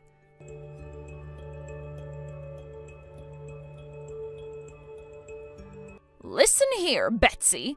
I have been waiting this whole time, wondering when you'd be giving me my dress back from that dirty daughter of yours, and was even being patient with the cleaning for it and everything. Now, what the hell do you think you're doing, making me pay for that dress to be cleaned instead of giving it back to me now? I'm sure that the price it costs to have the dress cleaned is more than one would normally think, but it's not to the point you can't pay it off, right? And of course, that price isn't going to be enough to make you pay for having ruined my daughter's time after her prom when she was just about to go out with all of her friends to have dinner that night. So I'll make sure to deal with you later on that one, since we've both gone and settled the bill for the dress's cleaning. So get to it, making sure that the bill is paid for on time. I told you already that you guys went and stole my dress from my house and tried to use it as your daughter's prom dress. You are thieves! Do you remember anything about my mom? Huh? Your mom happened to be one of the girls that was in some of my classes throughout elementary school, right? And that was my number one reason for not wanting to let my son and you get married to one another. And I know the reason for why you hate my mom. It's because you had your first love back then and went to him confessing your love and asking him to date you. But he turned you down and did so because he said that he was in love with my mom and wanted her instead. Huh? Why do you know about that? I'm sure that you don't remember this, but back in the day, you really made a name for yourself after being so emotional, and that story spread throughout the school like wildfire. What? There were all kinds of things that you did throughout the years, and when it came time for you both to go to prom, the same sorts of things happened. My mom happened to wear a dress at that time that very much resembled yours, and you told her not to wear the same dress as you before dousing her in tons of water. But before she could become totally drenched, she was able to move out of the way with her very quick-reacting soccer player body, and was okay. Oh, I remember all of that. I was in such a fury wondering how much more that woman wanted to traumatize and hurt me back then before she'd be willing to leave me the hell alone. And I hear she proved to you that the dress she had on only resembles yours a little because of a complete coincidence. Huh? In other words, you really only attempted to drench her completely over something that wasn't even that big of a deal and wasn't something she had done on purpose. And so what? You're bringing up something that happened between your mom and I over 30 years ago, so what's the point in all of this? So you still don't get it then? What the hell are you trying to tell me? Have you ever gone to see if that dress you think we'd stolen from you is missing from your closet yet? What the hell are you talking about? That dress that you threw red wine all over, which Danny had been wearing to prom, was the same exact dress that her mom wore, that I wore, back when you told me not to wear the same dress as you 30 years ago. That so happens to be my mom's dress, which she has passed along from generation to generation. What? It's a dress that my mom first handed down to my sister, who then handed it down to me, which I then handed down to my daughter for her prom. It is a history in my family of being worn to proms, and that is why I wanted Danny in it this year. So this whole thing about you saying I'm the one who stole your dress is yet another one of your ridiculous misunderstandings. Even after 30 years, you are still assuming that the dress my family has is the same dress as the one you own, right? But I'm certain that you guys stole mine. Also, I've heard that the dress you had for prom years ago was repurposed into a wedding dress, where there was a lot more volume added to it before you got married, right? What? Oh, that might be true. You can't tell me that you confused a simple prom dress with that of your very own wedding dress, right? I understand that I shouldn't be confusing the two. Then allow me to ask you one last time about this. Have you gone and taken a look in the closet to see if your dress is still there or not? And did you start to call my daughter and I a thief before or after you went and looked for your dress? Did you go out and ruin my daughter's dress on prom night after having gone and looked in your closet for the dress you just assumed we'd stolen from you? I'm sure you don't know this yet, but that dress is something that helped me remember my mom, who passed away 3 years ago. What? Are you going to apologize to me now that you're aware of that?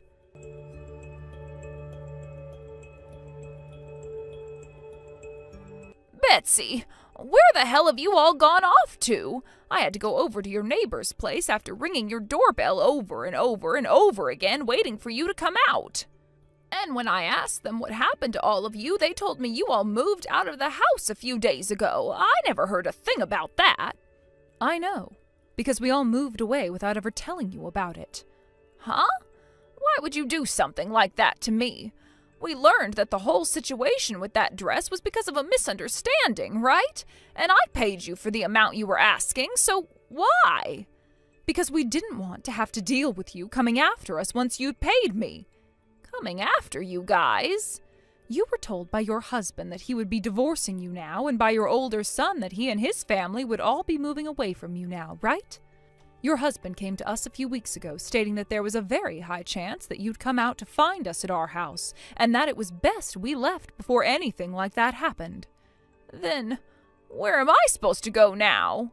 How about you find yourself a job right now and start looking for a place to live before your husband goes and kicks you out of his house? I know of a few construction companies in town that are looking for help at the moment, so how does that all sound? No way.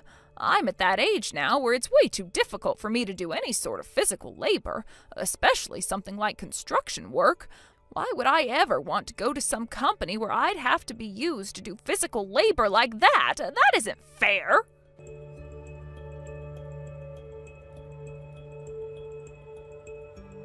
Those last couple of texts I received from my mother-in-law all came from her after she had gone over to our house and was trying to get us to come out and help her. After she had gone over and spoken with our neighbor and then ran back over to our front porch again to text us some more, she noticed Marv drop her phone onto the concrete and then keel over into a fetal position to start crying. And all she screamed about was why she had to go back to working at her age and nothing more. It was at that point that Marv then received texts from not only her husband but her son as well, updating her on their situations and ultimately her situation. Her husband sent her photos of the divorce papers as he was handing them in, saying that she had until tomorrow to be moved out of his house. And the messages from her older son were all about how he and his family were now moved into a new apartment and would no longer be seeing her anymore. These things all piled on top of what she was already screaming about, and that led to her throwing a temper tantrum on the porch. One of her husband's friends saw this happening on our front porch and decided to call around looking for places that would be willing to hire her. He then found someone who would be willing to hire her, and they told him that they'd be there to pick her up in no time. Before long, and right as Marv was getting up to walk home after her tantrum had stopped, 2 black vans pulled into the driveway and a couple of people got out of them and asked her to please get into a van, all while she began to scream and cry. Ever since that day, nobody in the town has ever seen her again, and many people wonder if she's even in the same state as us anymore. I hope that wherever she is now, it's in a good company that does a great job of turning people into productive members of society, and will make short work out of her awful personality for good. As for myself, my husband, and my daughter, we all made sure to move to the other side of town, which is much more of a wooded area, and a place where we could hide our location a lot more easily from Marv. Danny was still able to go to the same school after the move, and my husband and I were able to keep the lives we had before without having to throw much away. And actually, this move worked out perfectly for us anyway, because our house is not only a bit smaller, which is something my husband and I were starting to want as Danny will soon be leaving our house, but the yard is much bigger too. Now my husband can enjoy a lot of the outdoor activities he did in the past with his brother and dad, instead of having to stay all hunched up in the larger yet yardless house we had in the city. Thank you for watching and listening. We hope you enjoyed the video. Don't forget to like this video and subscribe. Also, feel free to leave a comment about what you thought of the story. We look forward to seeing you at the next story. Thank you for watching. Please subscribe and hit the like button. See you next time.